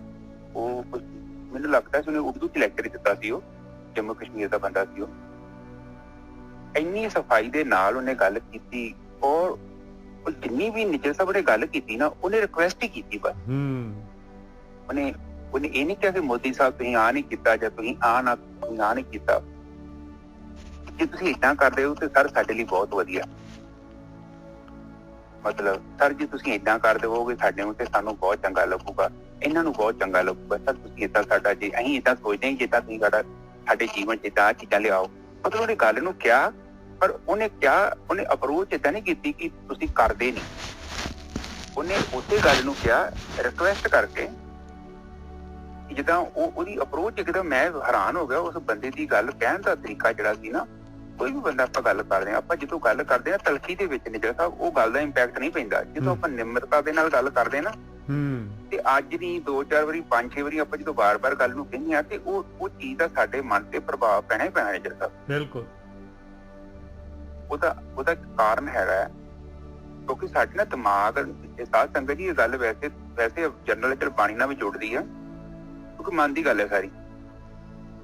ਸਾਡੇ ਨਾ ਦਿਮਾਗ ਦੇ ਵਿੱਚ ਨਾ 2 ਬੰਦੇ ਨੇ ਆਪਣੇ ਦਿਮਾਗ ਦੇ ਵਿੱਚ, ਇੱਕ ਨੂੰ ਆਪਾਂ ਮਨ ਕਹਿੰਦੇ ਆ ਤੇ ਇੱਕ ਨੂੰ ਕਹਿੰਦੇ ਆਪਾਂ ਬੁੱਧੀ। ਤੇ ਮਨ ਕੀ ਆ? ਮਨ ਕੁਛ ਵੀ ਨਹੀਂ ਹੈਗਾ। ਮਨ ਸਾਡਾ ਅਤੀਤ ਆ। ਅਤੀਤ ਦਾ ਮਤਲਬ ਬੀਤ ਚੁੱਕਿਆ, ਸਾਡੇ ਜੀਵਨ ਦੇ ਖੱਟੇ ਮਿੱਠੇ ਅਨੁਭਵ, ਜਿੱਦਾਂ ਦਾ ਬਚਪਨ ਅਸੀਂ ਬਤੀਤ ਕੀਤਾ ਹੈ। ਹੁਣ ਕਈ ਬੰਦੇ ਵੇਖੋ, ਉਹਨਾਂ ਨੇ ਬਚਪਨ ਚ ਗਰੀਬੀ ਵੇਖੀ ਹੋਊ, ਬੇਸ਼ੱਕ ਉਹਨਾਂ ਕੋਲ ਬੜਾ ਪੈਸਾ ਹੋਊਗਾ, ਉਹਨਾਂ ਦੀਆਂ ਆਦਤਾਂ ਦੇ ਵਿੱਚ ਤੁਸੀਂ ਗਰੀਬੀ ਵੇਖੋਗੇ, ਪੱਕਾ ਵੇਖੋਗੇ ਕਿ ਉਹ ਬੰਦੇ ਨਾ, ਉਹ ਪੈਸਾ ਆਉਣ ਦੇ ਬਾਵਜੂਦ ਵੀ ਉਹਦਾ ਤੋਂ ਸੁੱਖ ਨਹੀਂ ਲੈ ਸਕਦੇ, ਉਹ ਬੈਂਕ 'ਚ ਹੀ ਸੜ ਜਾਊਗਾ। ਕਿਉਂਕਿ ਉਹ ਬਚਪਨ ਚ ਉਹਨੇ ਜਿਹੜੀ ਚੀਜ਼ ਦੇਖੀ ਹੈ ਨਾ, ਉਹਦੇ ਦਿਮਾਗ ਦੇ ਵਿੱਚ ਬਹੁਤ ਜਿੱਦਾਂ ਗੁੱਤ ਨਹੀਂ ਗੁੰਦ ਦਿੰਦੇ ਨੇ ਸਾਹਿਬ। ਹੈਲੋ, ਹਾਂਜੀ ਹਾਂਜੀ, ਹਾਂ, ਜਿੱਦਾਂ ਗੁੱਤ ਆਪਾਂ ਗੁੰਦ ਦਿੰਦੇ ਨਾ, ਉਸੇ ਤਰ੍ਹਾਂ ਹੀ ਉਹਦੇ ਕਰੈਕਟਰ ਦੇ ਵਿੱਚ, ਉਹਦੇ ਸੁਭਾਅ ਦੇ ਵਿੱਚ ਉਹ ਚੀਜ਼ ਗੁੰਦੀ ਹੁੰਦੀ। ਜਿੱਦਾਂ ਆਟੇ 'ਚ ਲੂਣ ਨਹੀਂ ਗੁੰਨ ਦੇਈਦਾ, ਉਸੇ ਤਰ੍ਹਾਂ ਗੁੱਝੀ ਦੀ ਉਹ ਚੀਜ਼ ਜਿਹੜੀ ਹੈ ਨਾ, ਉਹ ਸਾਡੇ ਬਹੁਤ ਅਚੇਤਨ ਮਨ 'ਚ ਚੱਲ ਜਾਂਦੀ ਹੈ। ਔਰ ਇਹ ਚੀਜ਼ਾਂ ਜਿਹੜੀਆਂ ਹੁੰਦੀਆਂ ਨਾ, ਅਸਲ ਦੇ ਵਿੱਚ ਜੇ ਤੇ ਅਸੀਂ ਇਹਨਾਂ ਨੂੰ ਥੋੜਾ ਜਿਹਾ ਦੂਰ ਹੋ ਕੇ ਸਾਧਨਾ 'ਚ ਵੇਖਦੇ ਹਾਂ, ਸਾਧਨਾ 'ਚ ਪਤਾ ਲੱਗਦਾ ਹੈ ਸਾਧਨਾ ਤੁਹਾਨੂੰ ਮੁਕਤ ਕਰਦੀ ਹੈ। ਹੁਣ ਤੁਹਾਨੂੰ ਪਹਿਲਾਂ ਵੀ ਆਪਾਂ ਗੱਲ ਵਿਚਾਰ ਬਾਰੇ ਚਰਚਾ ਕੀਤੀ ਸੀ ਕਿ ਸਾਡੇ ਕੋਲ ਇੱਕ ਹੈਗੀ ਲੌਂਗ ਟਰਮ ਮੈਮਰੀ, ਇੱਕ ਹੈਗੀ short term memory. Long term memory 'ਚ ਸਾਡਾ ਜੀਵਨ ਦਾ ਜੋ ਵੀ ਡਾਟਾ ਹੈਗਾ ਉਹ ਮਨ ਬਣ ਜਾਂਦਾ ਹੈ, ਉਹ ਸਾਡਾ ਮਨ ਹੈ। ਉਹ ਕੀ ਕਰਦਾ ਹੈ, ਉਹ ਉਂਗਲੀ ਮਾਰ ਵਾਂਗੂ ਉਹ ਬੰਦੇ ਨੂੰ ਲਿਆਉਂਦਾ ਵਾ। ਜੇ ਬੰਦਾ ਛੋਟਾ ਵਾ ਤੇ ਖਿੱਚ ਕੇ ਲੰਬਾ ਕਰਦਾ ਵਾ, ਤੇ ਜੇ ਬੰਦਾ ਲੰਬਾ ਵਾ ਤੇ ਉਹਨੂੰ ਵੱਢ ਕੇ ਛੋਟਾ ਕਰਦਾ, ਕਿਉਂਕਿ ਉਹਦੇ ਕੋਲ ਸਾਰਾ ਪੁਰਾਣਾ ਡਾਟਾ ਵਾ ਜੋ ਬੀਤ ਚੁੱਕਿਆ। ਹਿਸਟਰੀ ਮਾੜੀ ਚੀਜ਼ ਨਹੀਂ ਹੁੰਦੀ। ਹੁਣ ਗੁੱਸਾ ਵੀ ਆਉਣਾ ਇੱਕ ਸਾਡੇ ਨੇਚਰ ਦਾ, ਇੱਕ ਇਨਸਾਨ ਦੇ ਵਿੱਚ ਕੋਈ ਮਾੜੀ ਚੀਜ਼ ਨਹੀਂ ਗੁੱਸਾ ਆਉਣਾ, ਇਹ ਤੇ ਬੜੀ ਵਧੀਆ ਚੀਜ਼ ਆ। ਗੁੱਸਾ ਦਾ ਮਤਲਬ ਸਮਾਜ ਵਿੱਚ ਜਾਂ ਘਰ ਵਿੱਚ ਜਾਂ ਆਪਣੇ ਜੀਵਨ ਸਾਥੀ ਦੇ ਪ੍ਰਤੀ ਕੋਈ ਏਦਾਂ ਦਾ ਕੰਮ ਕਰ ਰਿਹਾ ਵਾ ਕਿ ਜਿਹਦੇ ਕਰਕੇ ਅਸੀਂ ਥੋੜਾ ਐਰੀਟੇਟ ਹੋ ਰਹੇ ਹਾਂ, ਸਾਨੂੰ ਗੁੱਸਾ ਆਉਂਦਾ ਕਿ ਉਹਨੂੰ 2-3 ਵਾਰੀ ਸਮਝਾਇਆ ਵਾ, ਅਗਲਾ ਉਹ ਨਹੀਂ ਮੰਨ ਰਿਹਾ, ਤੇ ਸਾਡੇ ਮੰਦਰੋਂ ਇੱਕ ਏਦਾਂ ਅਰਜ਼ ਜੀ ਉੱਠਦੀ ਹੈ ਕਿ ਬੰਦਾ ਵੇਖ ਲੈ ਕਿੱਦਾਂ ਦਾ, ਇਹਨੂੰ 4-5 ਵਾਰੀ ਪਹਿਲਾਂ ਵੀ ਸਮਝਾਇਆ, ਉਹ ਕਰਦਾ ਗਲਤੀ ਪਿਆ। ਉਹ ਇੱਕ ਸੈਂਸ ਹੈ ਸਾਡੀ ਡਿਫੈਂਸ ਵਾਸਤੇ। ਜਦੋਂ ਆਪਾਂ ਗੱਲਬਾਤ ਕਰਦੇ ਹਾਂ, ਆਪਣੇ ਨੂੰ ਫੀਲ ਹੁੰਦਾ ਵਾ, ਸਾਨੂੰ ਅਗਲੇ ਦੀਆਂ ਕੁਝ ਗੱਲਾਂ ਏਦਾਂ ਦੀਆਂ ਚੁੱਭਦੀਆਂ, ਤੇ ਉਦੋਂ ਸਾਡੇ ਅੰਦਰ ਥੋੜਾ ਜਿਹਾ ਗੁੱਸਾ ਜਿਹਾ ਹੁੰਦਾ। ਗੁੱਸੇ ਦਾ ਮਤਲਬ ਇਹ ਨਹੀਂ ਕਿ ਗੁੱਸਾ ਮਾੜੀ ਚੀਜ਼ ਹੈ, ਪਰ ਪ੍ਰੋਬਲਮ ਉਦੋਂ ਹੁੰਦੀ ਆ ਕਿ ਜਦੋਂ ਓਵਰ ਹੋ ਜਾਂਦਾ, ਔਰ ਉਹ ਸਾਡੇ ਉਹਦਾ ਕੰਟਰੋਲ ਨਹੀਂ ਹੈਗਾ। ਹੁਣ ਇੱਕ ਗੱਡੀ ਆ, ਗੱਡੀ ਦਾ ਮਤਲਬ ਇਹੋ ਹੀ ਹੈ ਨਾ ਕਿ ਉਹਦੀ ਬ੍ਰੇਕ ਪ੍ਰੋਪਰ ਕੰਮ ਕਰੇ। ਜਦੋਂ ਉਹ ਲੋੜ ਚਲਾਈ ਭਜਾਈ, ਹੁਣ ਸਾਹਮਣੇ ਟ੍ਰੈਫਿਕ ਆ ਗਈ ਤਾਂ ਹੌਲੀ ਕਰ ਲਈਏ। ਪਰ ਗੁੱਸਾ ਇੱਕ ਐਸੀ ਚੀਜ਼ ਹੈ ਜਦੋਂ ਤੁਹਾਡੀ ਬ੍ਰੇਕ ਹੀ ਨਹੀਂ ਹੈਗੀ ਤੇ ਨਿਜਰ ਸਾਹਿਬ, ਬਿਲਕੁਲ ਬ੍ਰੇਕ ਨਹੀਂ ਹੈ। ਹਾਂ, ਉਹਦਾ ਮਤਲਬ ਇਹ ਹੈ ਕਿ ਉਹ ਊਰਜਾ ਹੈਗਾ ਵਾ, ਪਰ ਉਹ ਆਊਟ ਆਫ ਕੰਟਰੋਲ ਹੋ ਗਿਆ। ਔਰ ਘਰਾਂ ਦੇ ਵਿੱਚ ਅਕਸਰ ਜਿਹੜੀ ਹੈ ਨਾ, ਉਹ ਗੁੱਸਾ ਹੀ ਕਰਕੇ ਮੈਂ ਵੀ ਨਾ ਚੰਗੇ ਹੁਣ ਕਾਫੀ ਸੰਗਤ ਮੇਰੇ ਨਾਲ ਜੁੜੀ ਹੈ, ਬੜੇ ਮੈਨੂੰ ਡਿਫਰੈਂਟ ਬੰਦਿਆਂ ਨਾਲ ਗੱਲ ਕਰਨ ਦਾ ਮੌਕਾ ਮਿਲਦਾ, ਪਰ ਮੈਨੂੰ ਘਰਾਂ ਦੇ ਕਈ ਹਾਲਾਤ ਵੇਖਣ ਚ ਮਿਲਦੇ ਆ। ਜ਼ਿਆਦਾ ਕਰਕੇ ਘਰਾਂ ਦੇ ਵਿੱਚ ਲੜਾਈ ਕਾਹਦੀ ਆ ਕਿ ਕੋਈ ਬੰਦੇ ਜਿਹੜੇ ਘਰਾਂ ਚ ਹੁੰਦੇ ਆ ਉਹ ਹਿਟਲਰ ਬਣਨ ਦੀ ਕੋਸ਼ਿਸ਼ ਕਰ ਰਹੇ ਆ ਘਰਾਂ ਦੇ ਵਿੱਚ। ਇਹ ਪ੍ਰੋਬਲਮ ਹੈ, ਮੈਂ ਮਹਿਸੂਸ ਕਰਦਾ। ਉਹਦੇ ਵਿੱਚ ਉਹ ਮੈਨੂੰ ਲੱਗਦਾ ਉਹ ਬੰਦੇ ਨੂੰ ਪਤਾ ਵਾ ਜਾਂ ਨਹੀਂ ਪਤਾ, ਜਾਂ ਜਾਣ ਕੇ ਕਰਦਾ ਵਾ, ਕਿੱਦਾਂ ਕਰਦਾ ਵਾ, ਉਹ ਬੰਦਾ ਕੀ ਕਹਿੰਦਾ ਵਾ ਕਿ ਹਾਂ ਨਾ, ਜਾਂ ਮੈਂ ਏਦਾਂ ਕਿਹਾ ਤੇ ਏਦਾਂ ਕਿਉਂ ਨਹੀਂ ਹੋਇਆ। ਔਰ ਉਹਦੀ ਕੋਸ਼ਿਸ਼ ਇਹ ਹੁੰਦੀ ਆ ਕਿਸੇ ਤਰੀਕੇ ਨਾਲ ਲੜਾਈ ਸ਼ੁਰੂ ਕੀਤੀ ਜਾਵੇ, ਤਾਂ ਜੋ ਉਹ ਜਾਂ ਉਹਨੂੰ ਚੰਗਾ ਲੱਗਦਾ ਹੈ, ਜਾਂ ਉਹ ਮਾਨਸਿਕ ਤੌਰ ਤੇ ਤਾਂ ਸੋਚਦਾ, ਉਹ ਅਗਲੇ ਦੀ ਫੀਲਿੰਗ ਨਹੀਂ ਸੋਚਦਾ ਕਿ ਮਤਲਬ ਮੈਂ ਜੋ ਬੋਲ ਰਿਹਾ ਜੋ ਮੈਂ ਕਰ ਰਿਹਾ ਸੱਚੀ ਲੋਕਾਂ ਦੀ ਲਾਈਫ ਤੇ ਮੈਂ ਡਿਸਟਰਬ ਤੇ ਨਹੀਂ ਕਰ ਰਿਹਾ। ਉਹ ਇਹ ਚੀਜ਼ ਨੂੰ ਸੋਚਦਾ ਨਹੀਂ ਆ। ਜੇ ਸੋਚਦਾ ਹੋਵੇ ਤਾਂ ਇਦਾਂ ਕਰੇ ਨਾ ਨਿੱਜਰ ਸਾਹਿਬ। ਬਿਲਕੁਲ। ਹੈਲੋ, ਹਾਂਜੀ ਹਾਂਜੀ ਬਿਲकुल ठीक है जी। हाँ, ਇਹਦੇ ਵਿੱਚ ਪਤਾ ਕੀ ਹੈ, ਦੇਖੋ ਆਪਾਂ ਰੋਟੀ ਖਾਣ ਦਾ ਇੱਕ ਟਾਈਮ ਹੈਗਾ, ਸੌਣ ਦਾ ਟਾਈਮ ਹੈਗਾ, ਨਹਾਉਣ ਦਾ ਇੱਕ ਟਾਈਮ ਹੈਗਾ, ਐਕਸਰਸਾਈਜ਼ ਕਰਨ ਦਾ ਵੀ ਇੱਕ ਟਾਈਮ। ਇਸੇ ਹੀ ਤਰ੍ਹਾਂ ਜਿਹੜਾ ਬੰਦਾ ਏਦਾਂ ਘਰ ਦਾ ਮਾਹੌਲ ਖਰਾਬ ਕਰਦਾ ਹੈ, ਉਹਦੇ ਨਾਲ ਡੀਲ ਕਰਨਾ ਬਹੁਤ ਜ਼ਰੂਰੀ ਹੈ। ਇੱਕ ਤਾਂ ਹੁੰਦਾ ਕਿ ਆਪਾਂ ਤਲਾਕ ਦੋ ਤੇ ਦਫਾ ਹੋਵੇ, ਉਹ ਜਾਵੇ ਆਪਣੇ ਘਰ ਦਾ, ਆਪਾਂ ਜਾਈਏ ਆਪਣੇ ਘਰ। ਪਰ 99% ਚ ਏਦਾਂ ਦੀ ਸਿਚੁਏਸ਼ਨ ਹੁੰਦੀ ਆ ਕਿ ਆਪਾਂ ਤਲਾਕ ਵੀ ਨਹੀਂ ਲੈ ਸਕਦੇ। ਬੱਚੇ ਹੋ ਗਏ ਵੱਡੇ ਵੱਡੇ, ਕਿੱਧਰ ਜਾਈਏ? ਉਹ ਡਿਸੀਜ਼ਨ ਬੜਾ ਵੱਡਾ ਹੁੰਦਾ। ਉਹ ਸਮਝ ਲਓ ਕਿ ਸੱਪ ਦੇ ਮੂੰਹ ਚ ਕੁੜ ਕੇ ਲੀਲਾ ਹਿਸਾਬ ਹੁੰਦਾ। ਉੱਥੇ ਸਿਚੁਏਸ਼ਨ ਦੇ ਵਿੱਚ ਪਤਾ ਕੀ ਕਰਨਾ ਹੁੰਦਾ ਵਾ, ਉੱਥੇ ਜਾ ਕੇ ਉਸ ਬੰਦੇ ਨੂੰ ਅਗਲੇ ਦਿਨ ਜਾਂ ਜਦੋਂ ਉਹ ਚੰਗੇ ਮੂਡ ਤੇ ਹੈਗਾ, ਕੋਈ ਵੀ ਬੰਦਾ 24 ਘੰਟੇ ਮਾੜੇ ਮੂਡ ਚ ਨਹੀਂ ਰਹਿੰਦਾ, ਪੂਰਾ ਟਾਈਮ ਚੰਗਾ ਮੂਡ ਹੀ ਹੁੰਦਾ। ਉਸ ਮੂਡ ਚ ਜਾ ਕੇ ਉਸ ਨਾਲ ਗੱਲ ਕਰੋ, ਉਹਨੂੰ ਕਿ ਮੈਂ ਤੁਹਾਡੇ ਨਾਲ ਗੱਲ ਕਰਨਾ ਚਾਹੁੰਦਾ ਜਾਂ ਗੱਲ ਕਰਨਾ ਚਾਹੁੰਦੀ ਹਾਂ। ਉਹਨੂੰ ਕਹਿ ਕਿ ਆਪਾਂ ਕੱਲ ਤੁਸੀਂ ਆਏ ਸੀ, ਉਹ ਜਾਂ ਤੁਸੀਂ ਔਰਤ ਵੀ ਕਹਿ ਲਓ ਜਾਂ ਮਰਦ ਵੀ ਕਹਿ ਲਓ, ਉਹ ਮਤਲਬ ਆਪਣੀ ਉਹ ਲੜਾਈ ਸ਼ੁਰੂ ਹੋ ਗਈ। ਤੁਸੀਂ ਦੱਸੋ ਕਿ ਮੈਂ ਜਿਹੜੀ ਚੀਜ਼ ਜਿਹੜੀ ਕਿ ਮੈਂ ਇੰਪਰੂਵ ਕਰਾਂ ਆਪਣੇ ਆਪ ਨੂੰ। ਹੋ ਸਕਦਾ ਕਿ ਮੈਂ ਗਲਤੀ ਕਰਦੀ, ਹੋ ਨਹੀਂ ਸਕਦਾ, ਇਹ ਨਹੀਂ ਕਹਿਣਾ ਹੋ ਸਕਦਾ। ਹੋ ਸਕਦਾ ਕਿ ਜਿੱਦਾਂ ਤੁਸੀਂ ਨੋਟਿਸ ਕਰਦੇ ਹੋ ਲੜਾਈ ਜਿੱਦਾਂ ਹੋ ਗਈ, ਤੁਸੀਂ ਦੱਸੋ ਕਿ ਕਿਹੜੀ ਚੀਜ਼ ਜਿਹੜੀ ਤੁਹਾਨੂੰ ਵਿੱਚ ਪਸੰਦ ਨਹੀਂ ਹੈ, ਜਿਹਦੇ ਕਰਕੇ ਤੁਸੀਂ ਇਰੀਟੇਟ ਹੋ ਰਹੇ ਹੋ ਜਾਂ ਤੁਸੀਂ ਗਲਤ ਫੀਲ ਕਰਦੇ। ਐਟਲੀਸਟ ਨਿੱਜਰ ਸਾਹਿਬ ਪੋਲਾਈਟਲੀ ਉਹਨੂੰ ਦੱਸੀਏ ਕਿ ਮਤਲਬ ਕਿ ਆਪਾਂ ਹੱਲ ਕਰਨਾ ਚਾਹੁੰਦੇ। ਕਮਿਊਨੀਕੇਸ਼ਨ ਦਾ ਮਤਲਬ ਤੇ ਇਹੀ ਹੈ ਨਾ। ਬਿਲਕੁਲ। ਮੋਸਟਲੀ ਆਪਾਂ ਕੀ ਕਰਦੇ ਹਾਂ, ਆਪਾਂ ਲੜਦੇ ਜ਼ਰੂਰ ਹਾਂ ਪਰ ਆਪਾਂ ਕਮਿਊਨੀਕੇਸ਼ਨ ਨਹੀਂ ਕਰਦੇ। ਅਗਲੇ ਦੀ ਜਿਹੜੀ ਉਹਦੀ ਪ੍ਰੋਬਲਮ ਹੈਗੀ ਆ, ਜੇ ਤੁਹਾਨੂੰ ਦੱਸਾਂਗੇ ਉਹ ਨਿੱਜਰ ਸਾਹਿਬ ਕੋਈ ਕਾਰਨ ਤੇ ਦੱਸੂਗਾ ਹੀ ਨਾ। ਬਿਲਕੁਲ ਦੱਸੂਗਾ। ਉਹ ਕਹੂਗਾ ਕਿ ਬਈ ਤੂੰ ਮੈਨੂੰ ਆਹ ਕੰਮ ਕਰਨ ਤੋਂ ਰੋਕਿਆ ਤੇ ਮੈਂ ਤਾਂ ਗੁੱਸਾ ਆ ਗਿਆ, ਤੁਸੀਂ ਉਹ ਚੀਜ਼ ਨੂੰ ਕੱਟੋ। ਹੁਣ ਅਗਲੀ ਦੀ ਫੇਰ ਲੜਾਈ ਹੋਊਗੀ, ਉਹ ਦੂਜਾ ਫੇਰ ਕੋਈ ਨਾ ਕੋਈ ਤਾਂ ਕਾਰਨ ਹੋਊਗਾ ਨਾ ਨਿੱਜਰ ਸਾਹਿਬ। ਦੋ ਤਿੰਨ ਕਾਰਨਾਂ ਤੇ ਡਿਸਕਸ ਕੀਤੀ ਤੇ ਅਗਲਾ ਬੰਦਾ ਵੀ ਖੋਤਾ ਨਹੀਂ ਹੈਗਾ। ਉਸ ਬੰਦੇ ਨੂੰ ਪਤਾ ਹੈ ਕਿ ਜੇ ਮੈਂ ਫਿਰ ਦੁਬਾਰਾ ਇਹ ਚੀਜ਼ ਕੀਤੀ ਤਾਂ ਉਹਨੇ ਮੇਰੇ ਕੋਲ ਪੁੱਛਣਾ ਆ ਜਾਣਾ। ਤੇ ਇਹ ਤਾਂ ਨਹੀਂ ਹੁੰਦਾ ਕਿ ਹੁਣ ਘਰਾਂ ਚ ਰਹਿੰਦੇ ਆ, ਹਿਟਲਰ ਤੇ ਹੈ ਨਹੀਂ ਕਿ ਘਰੋਂ ਸਾਨੂੰ ਕੱਢ ਦੂਗਾ। ਆਪਾਂ ਮੈਂ ਚਾਹੁੰਦਾ ਕਿ ਜੇ ਘਰ ਦੇ ਵਿੱਚ ਕੋਈ ਮਸਲਾ ਹੈਗਾ ਔਰ ਉਸ ਬੰਦੇ ਨੂੰ ਪੁੱਛੋ ਕਿ ਮੈਂ ਕੀ ਕਰਾਂ ਜਿਹਦੇ ਨਾਲ ਤੇਰਾ ਮਨ ਸ਼ਾਂਤ। ਔਰ ਪੁਰਾਣੀ ਗੱਲ ਨਹੀਂ ਕਰਨੀ, ਜਿਹੜੀ ਗੱਲ ਹੋਈ ਕੇਵਲ ਉਸ ਦੇ ਬਾਰੇ ਗੱਲ। ਔਰ ਇੱਕ ਦੋ ਗੱਲਾਂ ਜਦੋਂ ਆਪਾਂ ਡਿਸਕਸ ਕਰਾਂਗੇ ਤੇ ਮੈਨੂੰ ਆਸ ਹੈਗੀ ਆ ਜੀਵਨ ਦੇ ਮਸਲੇ ਜਿਹੜੇ ਨਾ ਹੱਲ ਹੋ ਜਾਣਗੇ। ਕਿਉਂਕਿ ਮੈਂ ਇੱਥੇ ਜਹਾਜ਼ ਤੇ ਕੰਮ ਕਰਦਾ ਨਿੱਜਰ ਸਾਹਿਬ, ਤੇ ਮੇਰੇ ਕੋਲ ਹਰ ਸਾਲ ਚ ਮੈਂ 2-4 ਸ਼ਿਪਾਂ ਤੇ ਵੱਖਰੇ ਸ਼ਿਪਾਂ ਤੇ ਜਾਂਦਾ। ਇੱਥੇ 200-250 ਬੰਦਾ ਹੁੰਦਾ, ਇੱਕਦਮ ਨਵਾਂ ਬੰਦਾ, ਨਵੇਂ ਲੋਕ, ਇੱਕਦਮ ਯੂਨੀਕ। ਕੋਈ ਅਮਰੀਕਾ ਤੋਂ ਆ, ਕੋਈ ਕੈਨੇਡਾ ਤੋਂ, ਕੋਈ ਸਿੰਗਾਪੁਰ ਤੋਂ, ਕੋਈ ਮਲੇਸ਼ੀਆ ਤੋਂ। ਇੱਥੇ ਕਾਫੀ ਲੋਕਾਂ ਦੇ ਨਾਲ ਵਿਚਰਨ ਦਾ ਮੌਕਾ ਮਿਲਦਾ ਤੇ ਜਦੋਂ ਆਪਾਂ ਉਹਨਾਂ ਨਾਲ ਗੱਲਾਂ ਕਰਦੇ ਹਾਂ ਤੇ ਥੋੜਾ ਸਮਾਂ ਲੱਗਦਾ ਹੈ ਸਾਨੂੰ ਐਡਜਸਟਮੈਂਟ ਕਰਨ ਲਈ।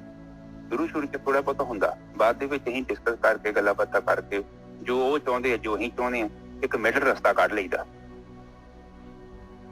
ਤੇ ਉਹਦੇ ਨਾਲ ਕਿੰਨੀ ਜੌਬ ਬੜੀ ਸਮੂਥ ਹੋ ਜਾਂਦੀ। ਇਸੇ ਤਰ੍ਹਾਂ ਜੀਵਨ ਵੀ ਆ, ਜੀਵਨ ਦੇ ਵਿੱਚ ਵੀ ਜੇ ਕੋਈ ਚੀਜ਼ ਤੁਹਾਨੂੰ ਬੋਦਰ ਕਰਦੀ ਹੈ ਔਰ ਖਾਸ ਕਰਕੇ ਇੱਕ ਸਭ ਤੋਂ ਵੱਡੀ ਸਾਡੇ ਚ ਇੱਕ ਬਹੁਤ ਵੱਡੀ ਪ੍ਰੋਬਲਮ ਆ, ਮੈਂ ਸੋਚਦਾ ਉਹ ਸਾਡੀ ਵੀਕਨੈਸ ਆ। ਜਿਹੜਾ ਬੰਦਾ ਪ੍ਰੋਬਲਮ ਕ੍ਰੀਏਟ ਕਰਦਾ ਕਈ ਉਹਨੂੰ ਨਹੀਂ ਦੱਸਦੇ, ਬਾਕੀ ਸਾਰੀ ਦੁਨੀਆ ਨੂੰ ਦੱਸਦੇ ਆ। ਬਿਲਕੁਲ ਸਹੀ ਗੱਲ ਹੈ, ਬਿਲਕੁਲ ਸਹੀ ਗੱਲ। ਆਪਾਂ ਪਤਾ ਕੀ ਕਰਦੇ, ਜਿਹੜੇ ਬੰਦੇ ਕਰਕੇ ਸਾਨੂੰ ਜੀਵਨ 'ਚ ਪ੍ਰੋਬਲਮ ਆ ਰਹੀ ਹੈ ਅਸੀਂ ਉਹਨੂੰ ਨਹੀਂ ਦੱਸਦੇ। ਆਪਣੀ ਮਾਂ ਨੂੰ ਦੱਸਦੇ ਹਾਂ, ਆਪਣੇ ਪਿਓ ਨੂੰ ਦੱਸਦੇ, ਆਪਣੇ ਭਰਾਵਾਂ ਨੂੰ ਦੱਸਦੇ ਹਾਂ, ਸਾਰੀ ਦੁਨੀਆ ਨੂੰ ਦੱਸਦੇ ਹਾਂ, ਪਰ ਉਸ ਬੰਦੇ ਨਾਲ ਡਾਇਰੈਕਟ ਗੱਲ ਨਹੀਂ ਕਰਦੇ। ਉਹਨੂੰ ਗੁੱਸੇ ਨਾਲ ਨਹੀਂ ਕਹਿਣਾ, ਉਹਨੂੰ ਪਿਆਰ ਨਾਲ ਕਹੋ ਕਿ ਬਈ ਆਹ ਚੀਜ਼ ਸਾਡੇ ਕਰਕੇ ਥੋੜੀ ਜਿਹੀ ਜਿਹੜੀ ਤੁਹਾਡੇ ਕਰਕੇ ਮੈਂ ਮਤਲਬ ਸਾਨੂੰ ਪ੍ਰਭਾਵਿਤ ਕਰ ਰਹੀ ਹੈ ਤੇ ਆਪਾਂ ਬਹਿ ਕੇ ਡਿਸਕਸ ਕਰੀਏ, ਇਹਨੂੰ ਸੌਟ ਆਊਟ ਕਰੀਏ। ਕਿਉਂਕਿ ਆਪਾਂ ਫੈਮਿਲੀ ਹੈਗੇ ਆ, ਇਕੱਠੇ ਰਹਿਣਾ, ਇੱਥੇ ਜੀਵਨ ਕੱਢਣਾ, ਕਾਫੀ ਸਾਲ ਤੇ ਕੱਢ ਲਏ ਤੇ ਬਾਕੀ ਹੁਣ ਜਿਹੜਾ ਜੀਵਨ ਹੈਗਾ ਵਾ ਤੇ ਇਹਨੂੰ ਆਪਾਂ ਚੰਗੇ ਤਰੀਕੇ ਨਾਲ ਬਤੀਤ ਕਰੀਏ। ਜਿਹੜੀ ਚੀਜ਼ਾਂ ਤੁਹਾਨੂੰ ਨਹੀਂ ਪਸੰਦ ਹੈਗਾ ਸਾਨੂੰ ਦੱਸ ਦਿਓ, ਅਸੀਂ ਕੱਟ ਆਫ ਕਰ ਦਿੰਦੇ। ਤੇ ਉਹ ਐਡਾ ਤੇ ਬੇਵਕੂਫ ਤੇ ਹੋਊਗਾ ਕਿ ਸਾਰੀਆਂ ਨਜਾਇਜ਼ ਹੀ ਗੱਲਾਂ ਤੁਹਾਡੇ ਕੋਲ ਬਣਾਊਗਾ। ਕੋਈ ਗੱਲ ਕਰੂਗਾ ਤੇ ਉਹ ਠੰਡੇ ਦਿਮਾਗ 'ਚ ਗੱਲ ਕਰਨਾ, ਕੋਈ ਮਾੜੀ ਗੱਲ ਨਹੀਂ ਬੋਲ ਸਕਦਾ ਜ਼ਿਆਦਾ ਕਰਕੇ। ਸੋ ਇਹ ਮੇਰੀ ਸਲਾਹ ਹੈਗੀ ਆ, ਪਲੀਜ਼ ਇਹਨੂੰ ਇੰਪਲੀਮੈਂਟ ਜ਼ਰੂਰ ਕਰੋ। ਹਾਂਜੀ ਨਿੱਜਰ ਸਾਹਿਬ, ਆਪਾਂ ਕਥਾ ਤੇ ਵਾਪਸ ਆ ਜਾਈਏ। ਹਾਂਜੀ।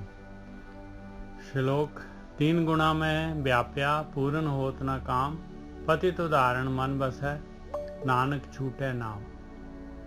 3 ਗੁਣਾਂ ਦੇ ਵਿੱਚ ਜਿਹੜਾ ਇਨਸਾਨ ਸਾਰੀ ਉਮਰ ਲੰਘਾ ਦਿੰਦਾ ਹੈ। ਮਾਇਆ ਦੇ 3 ਗੁਣ ਜੋ ਮਾਲਕ ਪਰਮਾਤਮਾ ਨੇ ਜਿਹੜਾ ਹੈਗਾ ਜੋ ਚੋਗਾ ਪਾਇਆ ਹੋਇਆ ਹੈ, ਜੋ ਮੋਹ ਦਾ ਅਟੈਚਮੈਂਟ ਦਾ ਜਿਹੜਾ ਹੈਗਾ ਪਦਾਰਥਾਂ ਦਾ, ਜੋ ਰਸਾਂ ਕਸਾਂ ਦਾ, ਕਿਉਂ ਜੋ ਮਨ ਜਿਹੜਾ ਹੈਗਾ, ਮਨ ਜਿਹੋ ਜਿਹਾ ਬਣਿਆ ਹੋਇਆ ਉਹ ਜਿਹੇ ਉਹਨੇ ਜਿਹੜੀ ਹੈਗੀਆਂ ਉਹ ਲੀਹਾਂ ਦੇ ਵਿੱਚ ਉਹਨੇ ਕੰਮ ਕਰਨਾ ਹੈ।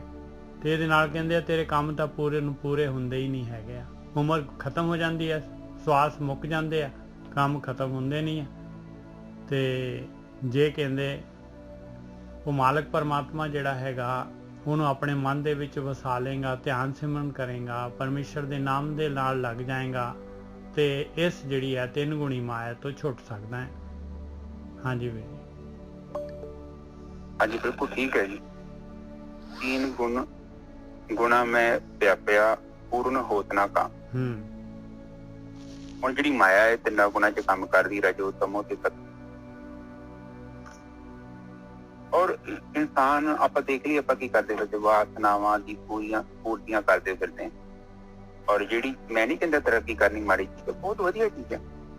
ਪ੍ਰੈਸ਼ਰ ਚਾਹੀਦਾ ਸਾਡੇ ਤੇ, ਜੇ ਨਹੀਂ ਪ੍ਰੈਸ਼ਰ ਹੈਗਾ ਥੋੜਾ ਜਿਹਾ ਲੋਨ ਲੈ ਲਈਏ ਕਿ ਕਮ ਸੇ ਕਮ ਦਫ਼ਤਰ ਜਾਣ ਦੀ ਅਕਲ ਆ ਜਾਂਦੀ ਹੈ। ਇਹਨਾਂ ਪਤਾ ਕਿ ਦਫ਼ਤਰ ਜਾਣਾ ਚਾਹੀਦਾ, ਤੇਰੇ ਕੋਲ ਪ੍ਰੈਸ਼ਰ ਹੀ ਨਹੀਂ ਹੈਗਾ, ਬੰਦੇ ਨੇ ਕੰਮ ਨਹੀਂ ਕਰਨਾ।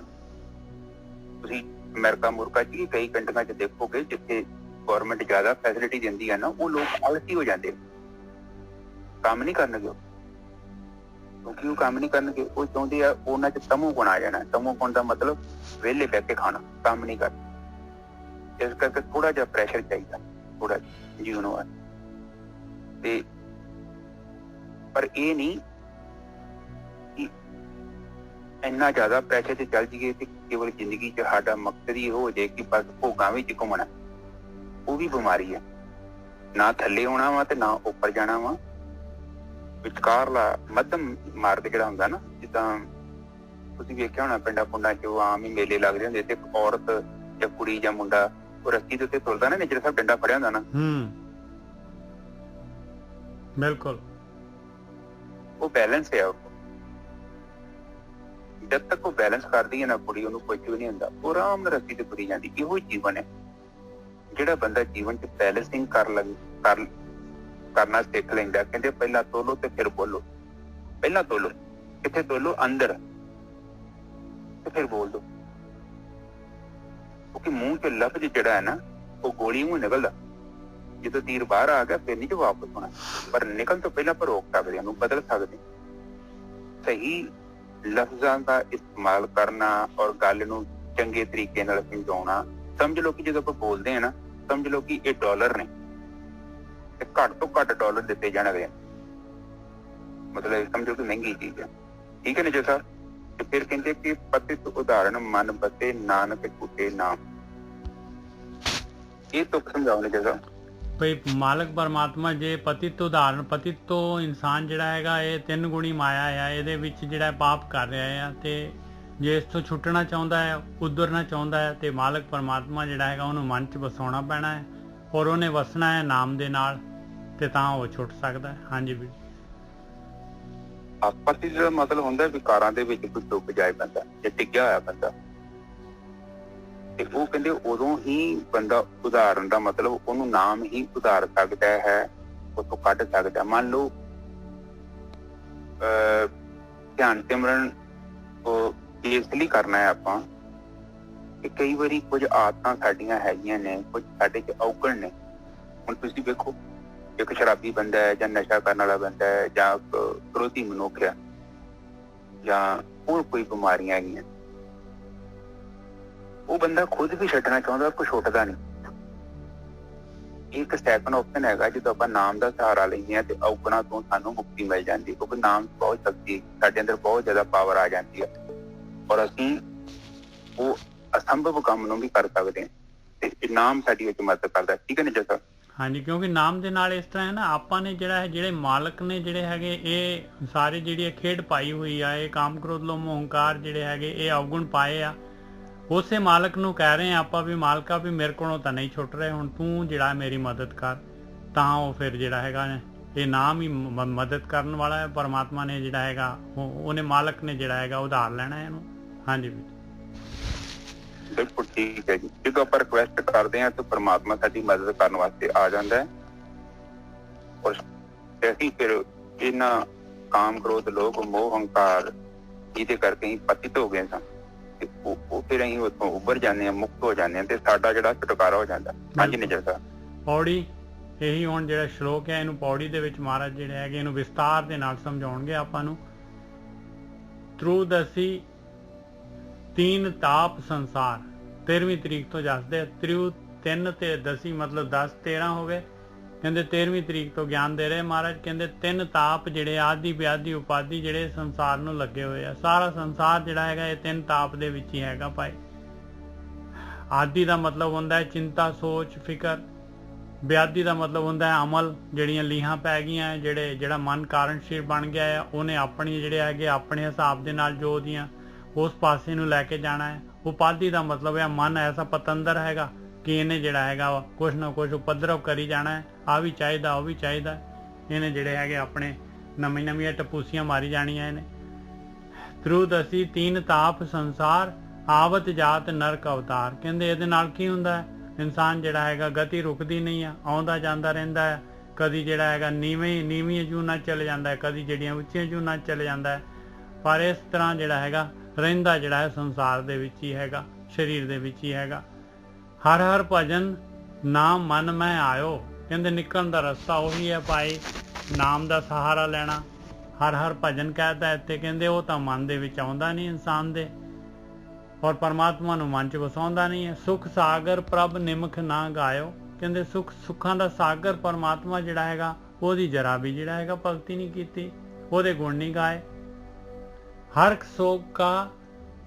ਸੋਗ ਕਾ ਦੇਹ ਕਰ ਬਾਂਧਿਓ। ਕਹਿੰਦੇ ਬਸ ਕਦੀ ਖੁਸ਼ੀ ਕਦੀ ਗਮੀ ਆਹੀ ਸਰੀਰ ਦੇ ਵਿੱਚ ਆ। ਬਸ ਇਸੇ ਬੰਧਨਾਂ ਦੇ ਨਾਲ ਆਪਣੇ ਆਪ ਨੂੰ ਬੰਨਿਆ ਹੋਇਆ ਆ। ਦੀਰਘ ਰੋਗ ਮਾਇਆ ਆਸਾਧਿਓ। ਇਹਦੇ ਨਾਲ ਕੀ ਹੋਇਆ, ਇੰਨਾ ਜਿਹੜਾ ਹੈਗਾ ਦੀਰਘ ਰੋਗ ਕਹਿੰਦੇ ਆ ਮਾਇਆ ਦਾ, ਜਿਹੜਾ ਜਿਹਨੂੰ ਸਾਧਿਆ ਨਹੀਂ ਜਾ ਸਕਦਾ, ਜਿਹੜਾ ਇੰਨਾ ਜਿਹੜਾ ਹੈਗਾ ਰੋਗ ਇੰਨਾ ਜਿਹੜਾ ਹੈਗਾ ਪੱਕਾ। ਕਹਿੰਦੇ ਆ ਬਈ ਬੜਾ ਕੈਂਸਰ ਦੀ ਬਿਮਾਰੀ ਹੈ, ਬੜਾ ਪੱਕਾ ਰੋਗ ਆ। ਉਹ ਰੋਗ ਜਿਹੜਾ ਹੈਗਾ ਪੈਦਾ ਹੋ ਜਾਂਦਾ ਇਨਸਾਨ ਦੇ ਅੰਦਰ, ਮਾਇਆ ਦਾ ਰੋਗ। ਦਿਨੇ ਵਿਕਾਰ ਕਰਤ ਸ਼ਰਮ ਪਾਇਓ। ਕਹਿੰਦੇ ਦਿਨੇ ਜਿਹੜਾ ਹੈਗਾ ਐਸੇ ਤਰੀਕੇ ਦੇ ਨਾਲ ਵਿਕਾਰਾਂ ਦੇ ਵਿੱਚ ਹੀ ਮਿਹਨਤ ਕਰੀ ਜਾਂਦਾ ਹੈ, ਪੂਰਾ ਜਿਹੜਾ ਹੈਗਾ ਲੱਗਿਆ ਰਹਿੰਦਾ ਸਾਰਾ ਦਿਨ। ਨੈਣੀ ਨੀਂਦ ਸੁਪਨ ਬਰੜਾਇਓ। ਔਰ ਨੈਣਾ ਦੇ ਵਿੱਚ ਜਦ ਰਾਤ ਨੂੰ ਸੌਂਦਾ ਹੈ ਤੇ ਸੁਪਨੇ ਦੇ ਵਿੱਚ ਵੀ ਉਹਨੂੰ ਦਿਨ ਦੇ ਜਿਹੜੇ ਹੈਗੇ ਕਾਰਜਕ੍ਰਮ ਜਿਹੜੇ ਵਿਕਾਰ ਹੈਗੇ ਆ ਉਹਨਾਂ ਦੇ ਬਾਰੇ ਜਿਹੜਾ ਹੈਗਾ ਸੁਪਨੇ ਆਉਂਦੇ ਆ ਤੇ ਫਿਰ ਬੁੜ ਉਹਨਾਂ ਦੇ ਵਿਚਾਰ ਚੱਲਦੇ ਆ ਸੁਪਨੇ ਦੇ ਵਿੱਚ ਵੀ। ਹਰ ਵਿਸਰਤ ਹੋਵਤ ਇਹ ਹਾਲ। ਕਹਿੰਦੇ ਪਰਮਾਤਮਾ ਨੂੰ ਵਿਸਾਰ ਦਿੱਤਾ, ਧਿਆਨ ਸਿਮਰਨ ਨਹੀਂ ਕਰਦਾ, ਇਸ ਕਰਕੇ ਆ ਹਾਲਤ ਹੋਈ ਪਈ ਆ। ਸਰਨ ਨਾਨਕ ਪ੍ਰਭ ਪੁਰਖ ਦਿਆਲ। ਹੇ ਦਿਆਲੂ, ਹੇ ਮੇਰੇ ਮਾਲਕਾ, ਤੇਰੀ ਸ਼ਰਨ ਦੇ ਵਿੱਚ ਹੈਗਾ ਮੈਂ, ਮੇਰੀ ਇਹ ਹਾਲਤ ਹੈਗੀ ਆ, ਮੈਨੂੰ ਕੱਢ ਲਾ ਇਹਦੇ ਵਿੱਚੋਂ। ਹਾਂਜੀ ਵੀਰ ਜੀ। ਹਾਂਜੀ ਨਿਜਰ ਸਾਹਿਬ, ਪਹਿਲੇ ਤੋਂ ਬੋਲ ਦੋ। ਪੌੜੀ ਤ੍ਰੂਦਸੀ ਤੀਨ ਤਾਪ ਸੰਸਾਰ ਆਵਤ ਜਾਤ ਨਰਕ ਅਵਤਾਰ। 3 ਤਾਪ ਸੰਸਾਰ ਦੇ ਵਿੱਚ ਹੈਗੇ। ਤਮ ਇਹ ਜਿਹੜੇ ਹੈਗੇ ਆਦਿ ਵਿਆਦੀ ਉਪਾਦੀ ਤੇ ਆਉਂਦਾ ਜਾਂਦਾ ਰਹਿੰਦਾ। ਨਰਕ ਸੁਰਗ ਜਿਹੜਾ ਹੈਗਾ ਉੱਚੀ ਨੀਵੀਂ ਜੂਨ ਦੇ ਵਿੱਚ ਜਿਹੜਾ ਇਸੇ ਤਰੀਕੇ ਨਾਲ ਗਤੀ ਹੋਈ ਜਾਂਦੀ ਹੈ। ਹਾਂਜੀ ਠੀਕ ਹੈ ਸਾਧ ਸੰਗਤ ਜੀ। ਕਹਿੰਦੇ ਕਿ ਸੰਸਾਰ ਦੇ ਵਿੱਚ ਬੰਦਾ ਨਾ ਦੁੱਖਾਂ ਕਲੇਸ਼ਾਂ ਦੇ ਵਿੱਚ ਹੀ ਆਪਣਾ ਸਾਰਾ ਜੀਵਨ ਬਤੀਤ ਕਰਦਾ, ਸਾਰਾ ਬੰਦੇ ਮੋਸਟਲੀ। ਔਰ ਇਹਦਾ ਕਾਰਨ ਦੇਖਿਆ ਜਾਵੇ ਨਾ ਤਾਂ ਤੁਸੀਂ ਇਤਿਹਾਸ ਚੈੱਕ ਕਰੋ, ਕਈ ਬੰਦੇ ਜਿਹੜੇ ਨਾ ਮਹਾਤਮਾ ਬੁੱਧ ਹੋਇਆ ਜਾਂ ਮਹਾਵੀਰ ਵਰਗੇ ਹੋਏ, ਇਹ ਰਾਜੇ ਸੀ। ਪੱਥਰੀ ਹੋਇਆ ਰਾਜਾ ਹੀ ਹੈ। ਔਰ ਇਹ ਸੰਸਾਰ ਦਾ ਇੱਕ ਹਿੱਸਾ ਵਾ। ਔਰ ਇਹ ਨਹੀਂ ਕਿ ਬੰਦਾ ਅਮੀਰ ਹੋ ਗਿਆ ਤਾਂ ਉਹ ਦੁੱਖਾਂ ਤੋਂ ਮੁਕਤ ਹੋ ਗਿਆ। ਉਹਦੇ ਆਪਣੇ ਦੁੱਖ ਹੈਗੇ, ਉਹਦੇ ਹੋਰ ਕਿਸਮ ਦੇ ਦੁੱਖ ਹੈਗੇ। ਇਸ ਲਈ ਬਾਣੀ ਚ ਵੀ ਕਿਹਾ ਗਿਆ ਕਿ ਸਰਬ ਜਗਤ ਕਾ ਰਾਜਾ ਦੁਖੀਆ। ਕਿ ਬੇਸ਼ੱਕ ਤੂੰ ਸਾਰੇ ਧਰਤੀ ਦਾ ਰਾਜਾ ਬਣ ਜਾਏਗਾ ਨਾ, ਸਾਰੀ ਧਰਤੀ ਦਾ। ਇੱਕ ਵੇਖ ਲਓ, ਉਹਨਾਂ ਨੂੰ ਪਤਾ ਸੀ ਨਿੱਜਰ ਸਾਹਿਬ ਇਹ ਧਰਤੀ ਗੋਲ ਆ। ਤੈਨੂੰ ਤੇ ਕਹਿੰਦੇ ਕਿ ਸਰਬ ਜਗਤ ਕਾ, ਸਾਰੀ ਧਰਤੀ ਦਾ ਹੀ ਤੂੰ ਰਾਜਾ ਬਣ ਜਾਏਗਾ ਤੇ ਵੇਖ ਲਾ ਫਿਰ ਵੀ ਦੁਖੀ ਰਹਿਣਾ।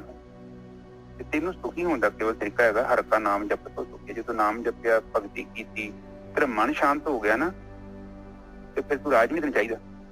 ਤੈਨੂੰ ਗਿਆਨ ਹੋ ਗਿਆ ਜੀਵਨ ਨੂੰ ਜੀਣਾ ਕਿੱਦਾਂ। ਫਿਰ ਉਹ ਤੇਰੀਆਂ ਫਾਲਤੂ ਦੀਆਂ ਗੱਲਾਂ ਬੰਦ ਹੋ ਜਾਣੀਆਂ। ਹਾਂਜੀ ਨਿਜਰ ਸਾਹਿਬ ਅਗਲੀ ਸੋਗ। ਹਾਂਜੀ। ਹਰ ਹਰ ਭਜਨ ਨਾ ਮਨ ਮੈਂ ਆਇਓ। ਕਹਿੰਦੇ ਉਹ ਫਿਰ ਨਾਮ ਵਾਲਾ ਭਜਨ ਵਾਲੀ ਗੱਲ ਤਾਂ ਮਨ ਚ ਆਈ ਨਹੀਂ ਤੇਰੇ। ਹਾਲੇ ਆਵਤ ਜਾਤ ਵਾਲਾ ਬੋਲਦਾ ਨਰਕ, ਆਵਤ ਜਾਤ ਨਰਕ ਅਵਤਾਰ ਕਹਿੰਦੇ ਆਉਂਦਾ ਜਾਂਦਾ ਰਹਿੰਦਾ ਹੈ। ਔਰ ਜਿਹੜਾ ਹੈਗਾ ਇਸ ਤਰ੍ਹਾਂ ਹੀ ਜੂਨਾਂ ਦੇ ਵਿੱਚ ਕਦੀ ਨੀਵੀਆਂ ਜੂਨਾਂ ਕਦੀ ਉੱਚੀਆਂ ਜੂਨਾਂ 'ਚ ਇਹਨਾਂ 'ਚ ਹੀ ਅਵਤਾਰ ਦਾ ਮਤਲਬ ਹੈ ਨਵੇਂ ਨਵੇਂ ਸਰੀਰ ਧਾਰਦਾ ਰਹਿੰਦਾ ਹੈ, ਆਉਂਦਾ ਜਾਂਦਾ ਰਹਿੰਦਾ ਹੈ। ਬਿਲਕੁਲ ਠੀਕ ਹੈ ਸਾਧ ਸੰਗਤ ਜੀ। ਇਹ ਪਤਾ ਕੀ ਕਹਿੰਦੇ ਕਿ ਇਹ 3 ਵਿਖਾਰ ਨੇ, ਇਹ ਬੰਦੇ ਨੂੰ ਸੰਸਾਰ ਨੂੰ ਚੜੇ ਨੇ, ਸਾਰੇ ਸੰਸਾਰ ਨੂੰ ਚੜੇ ਨੇ। ਹੁਣ ਸਾਰਾ ਸੰਸਾਰ ਕੀ ਕਰ ਰਿਹਾ ਹੈ, ਇਹਨਾਂ ਬੁਖਾਰਾਂ ਦੇ ਪ੍ਰਭਾਵ ਵਿੱਚ ਆਪਣਾ ਜੀਵਨ ਬਤੀਤ ਕਰਦਾ, ਦੁੱਖਾਂ ਕਲੇਸ਼ਾਂ 'ਚ, ਔਰ ਜੰਮੀ ਜਾ ਰਿਹਾ, ਮਰੀ ਜਾ ਰਿਹਾ, ਜੰਮੀ ਜਾ ਰਿਹਾ, ਮਰੀ ਜਾ ਰਿਹਾ, ਔਰ ਇਹ ਸਿਸਟਮ ਚੱਲੀ ਜਾ ਰਿਹਾ। ਬਿਲਕੁਲ ਠੀਕ ਹੈ ਨਾ ਜੈਸਾ। ਹਰ ਹਰ ਭਜਨ ਨਾ ਮਨ में ਆਇਓ, ਕਹਿੰਦੇ ਇਸ ਤੋਂ ਨਿਕਲਣ ਦਾ ਰਸਤਾ ਹੈ ਪਰਮੇਸ਼ਰ ਦਾ ਭਜਨ, ਨਾਮ ਅਭਿਆਸ, ਧਿਆਨ ਸਿਮਰਨ। ਕਹਿੰਦੇ ਉਹ ਮਨ 'ਚ ਨਹੀਂ ਆਉਂਦਾ, ਉਹ ਮਨ 'ਚ ਲਿਆਉਂਦਾ ਵੀ ਨਹੀਂ ਹੈ। ਸੁਖ ਸਾਗਰ ਪ੍ਰਭ ਨਿਮਖ ਨਾ ਗਾਇਓ, ਸੁੱਖਾਂ ਦਾ ਸਾਗਰ ਪਰਮਾਤਮਾ ਹੈਗਾ, ਜਿਹਦਾ ਭਜਨ ਕਰਨਾ ਹੈ, ਜਿਹਦਾ ਧਿਆਨ ਕਰਨਾ ਹੈ, ਜਿਹਦਾ ਸਿਮਰਨ ਕਰਨਾ ਹੈ, ਕਹਿੰਦੇ ਉਹ ਨਿਮਕ ਵਾਸਤੇ ਵੀ ਨਹੀਂ ਕਰਦਾ। ਹਾਂਜੀ ਵੀਰ ਜੀ ਬਿਲਕੁਲ ਠੀਕ ਹੈ। ਉਸਦੀ ਤੁਕ 'ਚ ਬੜਾ ਉਹਨਾਂ ਚੰਗੀ ਤਰ੍ਹਾਂ ਸਮਝਾਇਆ। ਕਹਿੰਦੇ ਨੇ ਹਰ ਹਰ ਭਜਨ ਨਾਮ ਮਨ ਮੇ ਆਇਓ। ਕਿਤੇ ਇਹਨੇ ਇਹ ਮਹਿਸੂਸ ਨਹੀਂ ਕੀਤਾ ਕਿ ਜਿਹੜੀ ਮੇਰੀ ਗੱਡੀ ਖਰਾਬ ਹੈ, ਮੇਰਾ ਆਪਣਾ ਸਰੀਰ ਜਾਂ ਮਨ ਜਾਂ ਬੁੱਧੀ ਜਾਂ ਜੋ ਵੀ ਮੇਰਾ ਚਿੱਤ ਆ, ਇਹਨੂੰ ਪ੍ਰੋਪਰ ਵਰਕਸ਼ਾਪ 'ਚ ਖੜਦਾ ਹੀ ਨਹੀਂ ਹੈ। ਕਿਉਂ ਨਹੀਂ ਖੜਦਾ? ਕਿਉਂਕਿ ਉਹ ਜਿੱਥੇ ਲੈ ਕੇ ਜਾਂਦਾ ਉੱਥੇ ਤੇ ਰਿਪੇਅਰ ਹੀ ਨਹੀਂ ਹੁੰਦੀ ਇਹਦੀ ਗੱਡੀ। ਜਦੋਂ ਨਹੀਂ ਹੁੰਦੀ ਆ ਤੇ ਉਹ ਫਿਰ ਉਹਦੇ ਕਰਕੇ ਫਿਰ ਸਾਡੇ ਜੀਵਨ 'ਚ ਜਿਹੜੀ ਚੀਜ਼ਾਂ ਘਟਦੀਆਂ ਵਾ, ਜਿਹੜੀਆਂ ਬਾਣੀ ਤੇ ਕਹਿੰਦੀ ਆ ਕਿ ਜੇ ਤੂੰ ਜਪਿਆ ਤੇ ਉਹਦੇ ਤੇਰੇ ਜ਼ਿੰਦਗੀ 'ਚ ਅਸਰ ਹੋਣਾ ਚਾਹੀਦਾ।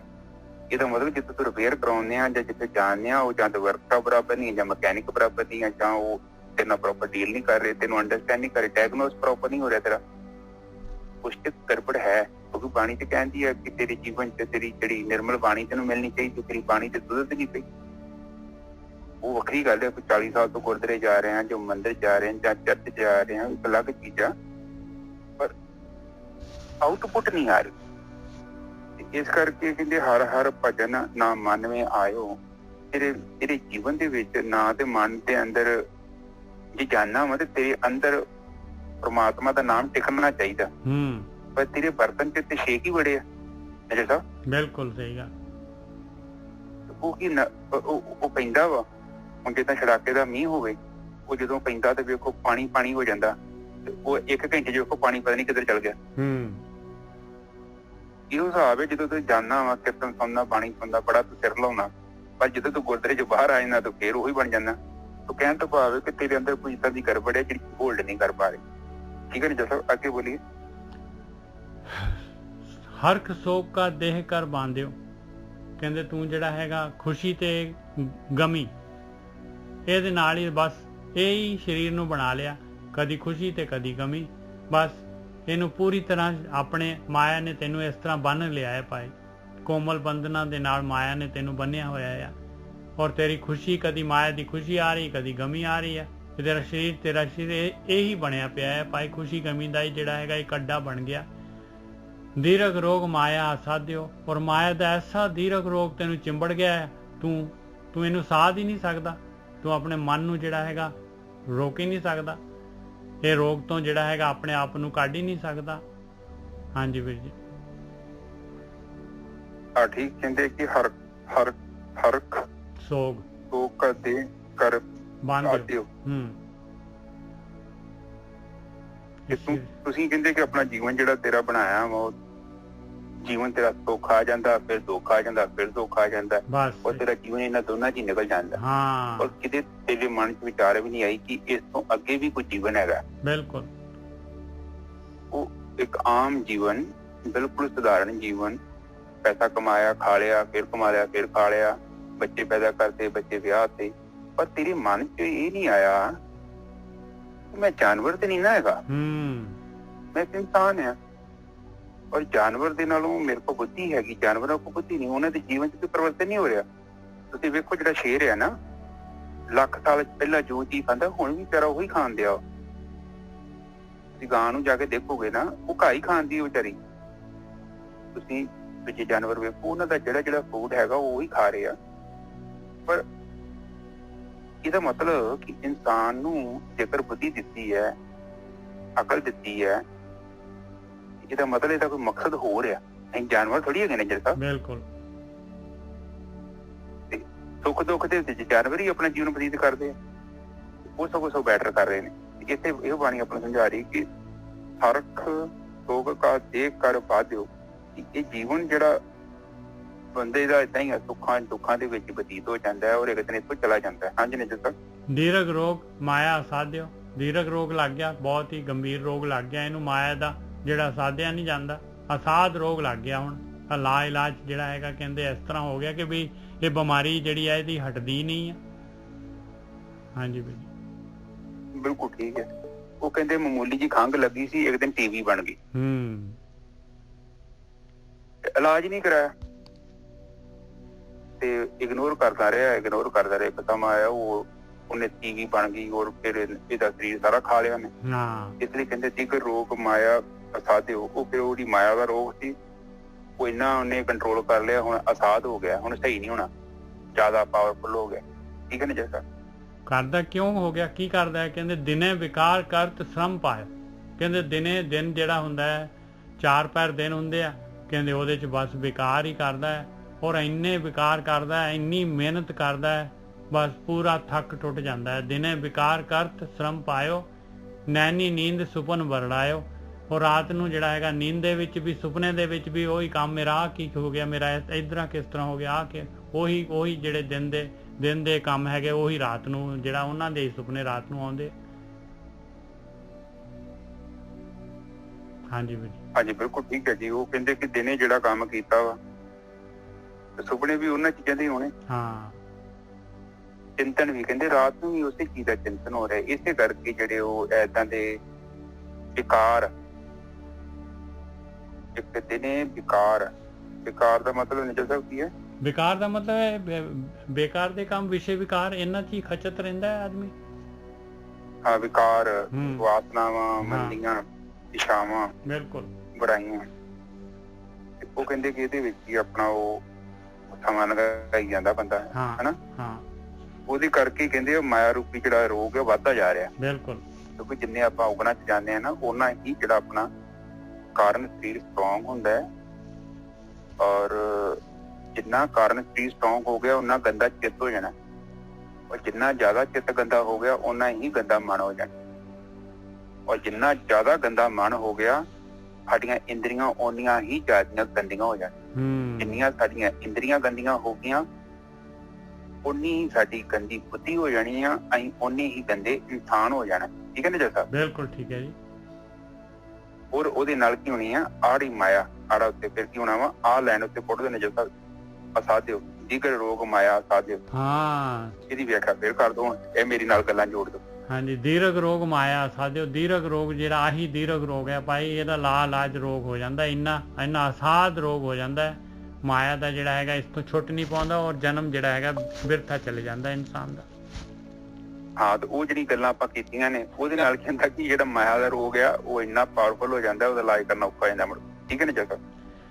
ਹੁਣ ਜਿਹੜੇ ਆ ਮਹਾਰਾਜ ਕਹਿੰਦੇ ਸਾਰਾ ਕੁਛ ਕਿਉਂ ਹੋ ਰਿਹਾ ਆ, ਕਹਿੰਦੇ ਹਰ ਬਿਸਰਤ ਹੋਵਤ ਇਹ ਹਾਲ, ਕਹਿੰਦੇ ਤੂੰ ਜਿਹੜਾ ਹੈਗਾ ਮਾਇਆ ਨੂੰ ਹੀ ਪ੍ਰਧਾਨ ਮੰਨ ਲਿਆ ਆ, ਮਾਇਆ ਨੂੰ ਸਾਰਾ ਕੁਛ ਮੰਨ ਲਿਆ ਆ। ਦਾਤਾ ਜਿਹੜਾ ਜਿਸ ਨੇ ਮਾਇਆ ਪੈਦਾ ਕੀਤੀ ਆ ਉਹਦੇ ਬਾਰੇ ਤੈਨੂੰ ਕੋਈ ਉਹਦੇ ਵੱਲ ਨੂੰ ਤੇਰੀ ਕੋਈ ਖਿੱਚ ਹੀ ਨਹੀਂ ਹੈਗੀ। ਹੁਣ ਤੂੰ ਟੋਟਲੀ ਆਪਣੀ ਲਿਸਟ ਤੋਂ ਬਾਹਰ ਕੱਢਿਆ ਹੋਇਆ। ਕਹਿੰਦੇ ਹਰ ਬਿਸਰਤ ਹੋਵਤ ਇਹ ਹਾਲ ਪਰਮਾਤਮਾ ਨੂੰ ਵਿਸਾਰ ਕੇ ਹੋ ਗਿਆ। ਤੇ ਮਾਲਕ ਪਿਆਰਿਆ, ਮਾਲਕ ਪਰਮਾਤਮਾ ਨੂੰ ਜਿਹੜਾ ਹੈਗਾ ਆਪਣੇ ਚਿੱਤ 'ਚ ਲੈ ਕੇ ਆ ਜਾ, ਉਹਦੀ ਸ਼ਰਨ ਦੇ ਵਿੱਚ ਚਲੇ ਜਾ ਤੇ ਕਹਿ ਵੀ ਬਾਪੂ ਮੈਨੂੰ ਕੱਢ ਲਾ ਤੇ ਨਿਕਲ ਜਾਏਗਾ। ਸਰਨ ਨਾਨਕ ਪ੍ਰਭ ਪੁਰਖ ਦਿਆਲ, ਹੇ ਦਿਆਲੂ, ਹੇ ਮਾਲਕਾ, ਮੈਂ ਤੇਰੀ ਸ਼ਰਨ ਦੇ ਵਿੱਚ ਆ, ਮੈਂ ਇਹੋ ਜਿਹਾ ਹੈਗਾ, ਮੇਰਾ ਹਾਲ ਹੈਗਾ, ਮੈਨੂੰ ਇਸ ਰੋਗ ਤੋਂ ਕੱਢ ਲਾ। ਹਾਂਜੀ ਵੀਰ। ਆਹ ਤੇ ਬਾਣੀ ਆਪਾਂ ਨੂੰ ਇਹ ਸਮਝਾ ਰਹੀ ਹੈ ਕਿ ਜਿਹੜੀ ਤੂੰ ਲਿਸਟ ਬਣਾਈ ਆ, ਡੂ ਲਿਸਟ ਹੁੰਦੀ ਨਾ, ਡੂ ਲਿਸਟ ਮੈਂ ਜਿਹੜੇ ਕੰਮ ਕਰ ਰਹੇ ਹੁੰਦੇ ਆ, ਉਹ ਕਹਿੰਦੇ ਕਿ ਤੂੰ ਕੀ ਕੀਤਾ ਹੈ ਕਿ ਹਰ ਬਿਸਰਤ ਹੋਵਤ ਇਹ ਹਾਲ, ਕਿ ਤੂੰ ਜਿਹੜਾ ਕੀਤਾ, ਜਿਹੜਾ ਸਭ ਤੋਂ ਉੱਪਰ ਕੰਮ ਕਰਨਾ ਸੀ ਉਹਨੂੰ ਲਾਸਟ 'ਚ ਪਾਇਆ। ਬਿਲਕੁਲ, ਉਹ ਪਾਇਆ ਹੀ ਨਹੀਂ ਹੈ ਵੀਰ ਜੀ, ਲਿਸਟ 'ਚ ਹੈ ਹੀ ਨਹੀਂ, ਪਾਇਆ ਹੀ ਨਹੀਂ ਆ। ਹਾਂ, ਨਹੀਂ ਪਾਇਆ। ਇਹ ਵੀ ਹੋ ਰਹੀ ਹੈ। ਇਹ ਕਹਿੰਦੇ ਕਿ ਨਿਜਰ ਸਾਹਿਬ ਕਹਿੰਦੇ ਪਾਇਆ ਹੀ ਨਹੀਂ ਆ, ਲਿਸਟ 'ਚ ਨਹੀਂ ਹੈਗਾ। ਮੈਂ ਕਹਿੰਦਾ ਚਲ ਨਹੀਂ ਪਾਇਆ, ਲਾਸਟ 'ਚ ਪਾ ਦੋ, ਕਮ ਸੇ ਕਮ ਲਿਸਟ ਤੇ ਦੇਖ ਜਾ ਸਾਨੂੰ। ਉਹ ਫਿਰ ਲਿਸਟ ਦੇ ਵਿੱਚ ਪਤਾ ਕਿਤੇ ਡੂ ਲਿਸਟ ਹੁੰਦੀ ਹੈ ਨਿਜਰ ਸਾਹਿਬ, ਇੱਕ ਸਾਡੇ ਨਾ ਜਹਾਜ਼ ਤੇ ਹੁੰਦੀ ਆ, ਤੇ ਅਸੀਂ ਲਿਸਟ ਸਾਰੀ ਲਿਖ ਲੈਂਦੇ ਆ, ਫਿਰ ਅਗਲੇ ਦਿਨ ਜਦੋਂ ਅਗਲੇ ਦਿਨ ਆਉਂਦੀ ਨਾ ਫਿਰ ਲਿਸਟ ਹੀ ਉੱਪਰ ਲੈ ਆਉਂਦੇ, ਜਿਹੜੇ ਪਿਓਰਿਟੀ ਵਰਕ ਹੁੰਦੇ ਹੀ ਉੱਪਰ ਲੈ ਆਉਂਦੇ, ਜਿਹਨਾਂ ਦੀ ਪਿਓਰਿਟੀ ਘੱਟ ਹੁੰਦੀ ਥੱਲੇ ਲੈ ਜਾਂਦੇ। ਤੇ ਬੰਦਾ ਜਿਹੜਾ ਸੋਚਦਾ ਵਾ ਬਾਕੀ ਸਾਰੇ ਕੰਮ ਕਰਦਾ ਪਰ ਇਸ ਸਾਈਡ ਤੇ ਨਹੀਂ ਕਿਤੇ ਆਉਂਦਾ। ਹਾਂਜੀ ਨਿਜਰ ਸਰ ਹੋ ਗਿਆ ਜੀ ਬਸ ਤੇ ਅੱਜ ਦੀ ਵਿਚਾਰ ਇੱਥੇ। ਹਾਂਜੀ ਜੇ ਹੋਰ ਲੈਣਾ ਇੱਕ ਤੇ ਹੋਰ ਲੈ ਸਕਦੇ ਹਾਂ, ਵੈਸੇ ਤਾਂ ਵੇਖ ਲਓ ਲੈ ਲਈਏ ਅੱਜ ਹੈਗਾ। ਹਾਂਜੀ ਇੱਕ ਹੋਰ ਲੈ ਲੈਂਦੇ ਹਾਂ। ਸ਼ਲੋਕ 4 ਕੁੰਟ 14 ਭਵਨ ਸਗਲ ਵਿਆਪਤ ਰਾਮ। ਕਹਿੰਦੇ ਚਾਰੋਂ ਪਾਸੇ 14 ਭਵਨ ਜਿਹੜੇ ਆ, ਕਹਿੰਦੇ 7 ਪਤਾਲ ਤੇ 7 ਆਕਾਸ਼, 14 ਕਹਿੰਦੇ ਭਵਨ, ਕਹਿੰਦੇ ਸਾਰੀ ਜਗ੍ਹਾ ਤੇ ਪਰਮਾਤਮਾ ਹੈਗਾ, ਹਰੇਕ ਜਗ੍ਹਾ ਤੇ ਪਰਮਾਤਮਾ, ਹਰ ਪਾਸੇ ਮਾਲਕ ਪਰਮਾਤਮਾ ਹੈ, ਉਹਦੇ ਵਿੱਚ ਹੀ ਸਾਰਾ ਕੁਝ ਹੋ ਰਿਹਾ ਹੈ। ਨਾਨਕ ਊਣ ਨਾ ਦੇਖੀਏ ਪੂਰਨ ਤਾਂ ਕੇ ਕਾਮ। ਕਹਿੰਦੇ ਉਹਦੇ ਮਾਲਕ ਪਰਮਾਤਮਾ ਦੇ ਜਿਹੜੇ ਕੰਮਾਂ ਦੇ ਵਿੱਚ, ਉਹਦੇ ਜਿਹੜੇ ਹੈਗੇ ਇੰਜੀਨੀਅਰਿੰਗ ਦੇ ਵਿੱਚ ਕੋਈ ਕਮੀ ਨਹੀਂ ਕੱਢ ਸਕਦਾ, ਕੋਈ ਊਣਤਾ ਹੀ ਨਹੀਂ ਦੱਸ ਸਕਦਾ ਤੂੰ, ਉਹਦੇ ਪੂਰਨ ਕੰਮ ਹੈਗੇ ਆ ਚਾਰੋਂ ਪਾਸੇ, ਚਾਰੋਂ ਦਿਸ਼ਾਵਾਂ ਦੇ ਵਿੱਚ ਔਰ 14 ਭਵਨ ਦੇ ਵਿੱਚ ਹਰ ਜਗ੍ਹਾ ਤੇ ਮਾਲਕ ਪਰਮਾਤਮਾ ਵਰਤ ਰਿਹਾ ਆ। ਉਹਦੀ ਜਿਹੜੀ ਹੈਗੀ ਆ ਉਹ ਮਾਲਕ ਪਰਮਾਤਮਾ ਦੀ ਉਹਦੀ ਪ੍ਰਕਿਰਤੀ ਜਿਹੜੀ ਹੈਗੀ ਚਾਰੋਂ ਪਾਸੇ 14 ਭਵਨ ਦੇ ਵਿੱਚ ਹੈਗੀ ਆ, ਔਰ ਮਾਲਕ ਆਪ ਜਿਹੜਾ ਇਨਵਾਲਵ ਆ, ਉਹਦੇ ਕੰਮਾਂ ਦੇ ਵਿੱਚ ਕੋਈ ਕਮੀ ਨਹੀਂ ਹੈਗੀ। ਹਾਂਜੀ ਵੀਰ ਬਿਲਕੁਲ ਠੀਕ ਹੈ ਨਿਜਰ ਸਰ। ਉਹ ਕਹਿੰਦੇ ਮੁਹੰਮਦ ਸਾਹਿਬ ਜੀ ਨਾ ਜਦੋਂ ਇੱਕ ਟਾਈਮ ਆ ਗਿਆ ਤੇ ਦੁਸ਼ਮਣ ਪਾਵਰਫੁਲ ਹੋ ਗਏ, ਮੁਹੰਮਦ ਸਾਹਿਬ ਜੀ ਦੇ ਨਾਲ ਇੱਕ ਬੰਦਾ ਹੋਰ ਸੀ, ਉਹ ਕਹਿੰਦੇ ਇੱਕ ਗੁਫਾ ਜੀ ਦੇ ਵਿੱਚ ਵੜ ਗਏ ਤੇ ਉਹ ਨਾਲ ਦਾ ਬੰਦਾ ਕਹਿੰਦਾ ਕਿ ਆਪਾਂ ਮਤਲਬ ਦੁਸ਼ਮਣਾਂ ਤੋਂ 2 ਆਪਾਂ ਜਾਣੇ ਲੁਕ ਗਏ ਆ, ਪਰ ਏਦਾਂ ਦੀ ਗੱਲ ਕੀਤੀ ਤੇ ਮੁਹੰਮਦ ਸਾਹਿਬ ਕਹਿੰਦੇ ਕਿ ਆਪਾਂ 2 ਨਹੀਂ ਹੈਗੇ, ਆਪਾਂ 3 ਹੈਗੇ, ਪਰਮਾਤਮਾ ਵੀ ਸਾਡੇ ਨਾਲ ਹੈ। ਇਹਦਾ ਮਤਲਬ ਇਹ ਆ, ਇੱਥੇ ਬਾਣੀ ਆਪਾਂ ਨੂੰ ਸਮਝਾ ਰਹੀ ਹੈ 4 ਕੁੰਟ 14 ਭਵਨ ਸਗਲ ਵਿਆਪਤ ਰਾਮ। 4 ਦਿਸ਼ਾਵਾਂ ਦੇ ਵਿੱਚ, ਉਹ ਕਹਿੰਦੇ 14 ਭਵਨਾਂ ਦੇ ਵਿੱਚ। ਹਾਂ ਦੇਖੋ 4 ਦਿਸ਼ਾਵਾਂ 'ਚ ਪਰਮਾਤਮਾ ਹੈ। ਹਾਂਜੀ ਨਿੱਜਰ ਸਾਹਿਬ ਤੁਸੀਂ ਪਹਿਲਾਂ ਬੋਲੋ। 4 ਦਿਸ਼ਾਵਾਂ 'ਚ ਤੇ 14 ਭਵਨਾਂ ਦੇ ਵਿੱਚ 7 ਪਤਾਲ 7 ਆਕਾਸ਼, ਇਹ ਕਹਿੰਦੇ 14 ਭਵਨ ਹੈਗੇ ਆ। ਕਹਿੰਦੇ ਸਾਰੀ ਜਗ੍ਹਾ ਤੇ ਸਗਲ ਵਿਆਪਤ ਰਾਮ, ਹਰ ਜਗ੍ਹਾ ਤੇ ਮਾਲਕ ਪਰਮਾਤਮਾ ਵਿਆਪ ਰਿਹਾ ਹੈ। ਨਾਨਕ ਕਹਿੰਦੇ ਕਿ ਹਾਂਜੀ ਨਾਨਕ ਊਣ ਨਾ ਦੇਖੀਏ ਪੂਰਨ ਤਾਂ ਕੇ ਕੰਮ। ਕਹਿੰਦੇ ਉਹਦੇ 'ਚ ਕੋਈ ਊਣਤਾ ਹੀ ਨਹੀਂ ਕੱਢ ਸਕਦਾ, ਕੁਛ ਊਣਤਾ ਹੀ ਨਹੀਂ ਦਿਖਦੀ ਉਹਦੇ ਵਿੱਚ, ਉਹਦੇ ਕੰਮ ਪੂਰਨ ਆ ਸਾਰੇ ਦੇ ਸਾਰੇ। ਹਾਂਜੀ ਬੇਟੇ ਬਿਲਕੁਲ ਠੀਕ ਹੈ। ਉਹ ਕਹਿੰਦੇ ਕਿ ਸਰਵ ਵਿਆਪਕ ਪਰਮਾਤਮਾ ਹੀ ਇਹ ਸਾਰਾ ਕੁਝ ਜਿਹੜਾ ਆਪਾਂ ਨੂੰ ਦਿਖਦਾ ਪਿਆ। ਜਿੰਨਾ ਚਿਰ ਆਪਾਂ ਇਸ ਲੈਵਲ ਦੀ ਸੋਚ ਨਹੀਂ ਨਾ ਰੱਖਦੇ, ਉਹਨਾਂ ਚਿਰ ਹੋਣਾ ਵੀ ਨਹੀਂ ਕੁਝ। ਜੀਵਨ ਜਿਹੜਾ ਵਾ ਉਹਨੂੰ ਹਾਜ਼ਰ ਨਾਜ਼ਰ ਸਾਨੂੰ ਸਮਝਣਾ ਪਊਗਾ। ਜੇ ਅਸੀਂ ਸੋਚਦੇ ਹਾਂ ਮੰਦਿਰਾਂ 'ਚ, ਗੁਰਦੁਆਰਿਆਂ 'ਚ, ਤੀਰਥ ਸਥਾਨਾਂ 'ਚ ਆ, ਤੇ ਫਿਰ ਉਹ ਜਿਹੜਾ ਸਾਡਾ ਤੇ ਉਹਦੇ ਵਿੱਚ ਜਿਹੜਾ ਗੈਪ ਬਹੁਤ ਜ਼ਿਆਦਾ। ਜਦੋਂ ਉਸ ਸ਼ਕਤੀ ਨੂੰ ਆਪਾਂ ਹਾਜ਼ਰ ਨਾਜ਼ਰ ਸਮਝ ਕੇ ਆਪਣਾ ਜੀਵਨ ਬਤੀਤ ਕਰਦੇ ਹਾਂ ਨਾ, ਤੇ ਫਿਰ ਹੀ ਸਾਡੇ ਜੀਵਨ 'ਚ ਉਚਾਈ ਆਉਣੀ। ਕਿਉਂਕਿ ਇਹ ਨਹੀਂ ਆ ਕਿ ਏਦਾਂ ਦੀ ਪਿਕ ਐਂਡ ਚੂਜ਼ ਵਾਲਾ ਕੰਮ ਨਹੀਂ ਹੈਗਾ, ਕਿਉਂਕਿ ਪੂਰਨ ਹੈ। ਆ ਕਹਿੰਦੇ ਤੇ 4 ਕੁੰਟ 14 ਭਵਨ ਸਗਲ ਵਿਆਪੇ ਰਾਮ। ਇਹ ਜਿਹੜਾ 14 ਭਵਨ ਜਿਹੜੇ ਆ, 14 ਭਵਨਾਂ ਦੇ ਵਿੱਚ ਜ਼ਿਆਦਾ ਕਹਿੰਦੇ ਸਾਰਾ ਸੰਸਾਰ 14 ਭਵਨ ਕਹਿ ਦਿੰਦੇ। 7 ਪਤਾਲ ਆ ਤੇ 7 ਆਕਾਸ਼ ਆ, ਕਹਿੰਦੇ 14 ਮਿਲਾ ਕੇ 14 ਭਵਨ ਹੋ ਗਏ। ਕਹਿੰਦੇ 14 ਭਵਨ ਆ ਸਾਰੇ, ਕਹਿੰਦੇ ਸਾਰੀ ਜਗ੍ਹਾ ਸਮਝ ਲੈ 14 ਜੋ ਵੀ ਹੈਗੇ ਸਾਰੀ ਜਗ੍ਹਾ ਤੇ ਪਰਮਾਤਮਾ ਹੈਗਾ ਭਾਈ ਅਵੇਲੇਬਲ। ਆਓ ਕਹਿਣ ਤੋਂ ਪਾਪਾ ਹੋਰ ਧੋਖਾ ਕਰ ਦਿੰਦੇ ਆ, ਜੋ ਦਿਖਾਈ ਦਿੰਦਾ ਹੈ ਜਾਂ ਜੋ ਨਹੀਂ ਦਿਖਾਈ ਦਿੰਦਾ ਇਹ ਪਰਮਾਤਮਾ ਹੀ ਹੈ। ਬਸ ਬਸ ਬਸ ਹਾਂ, ਇਹਦਾ ਮਤਲਬ ਤੂੰ ਘਰੇ ਹੋ ਜਾਂ ਆਪਣੇ ਕੰਮ ਤੇ ਜਾ, ਜਾਂ ਤੂੰ ਸੜਕ ਤੇ ਚੱਲਦਾ, ਤੇਰੀ ਇੱਕ ਇੱਕ ਚੀਜ਼ ਜਿਹੜੀ ਉਹਦੀ ਹਾਜ਼ਰੀ ਦੇ ਵਿੱਚ ਹੋ ਰਹੀ ਹੈ, ਮੌਜੂਦ ਹੈ ਉਹ।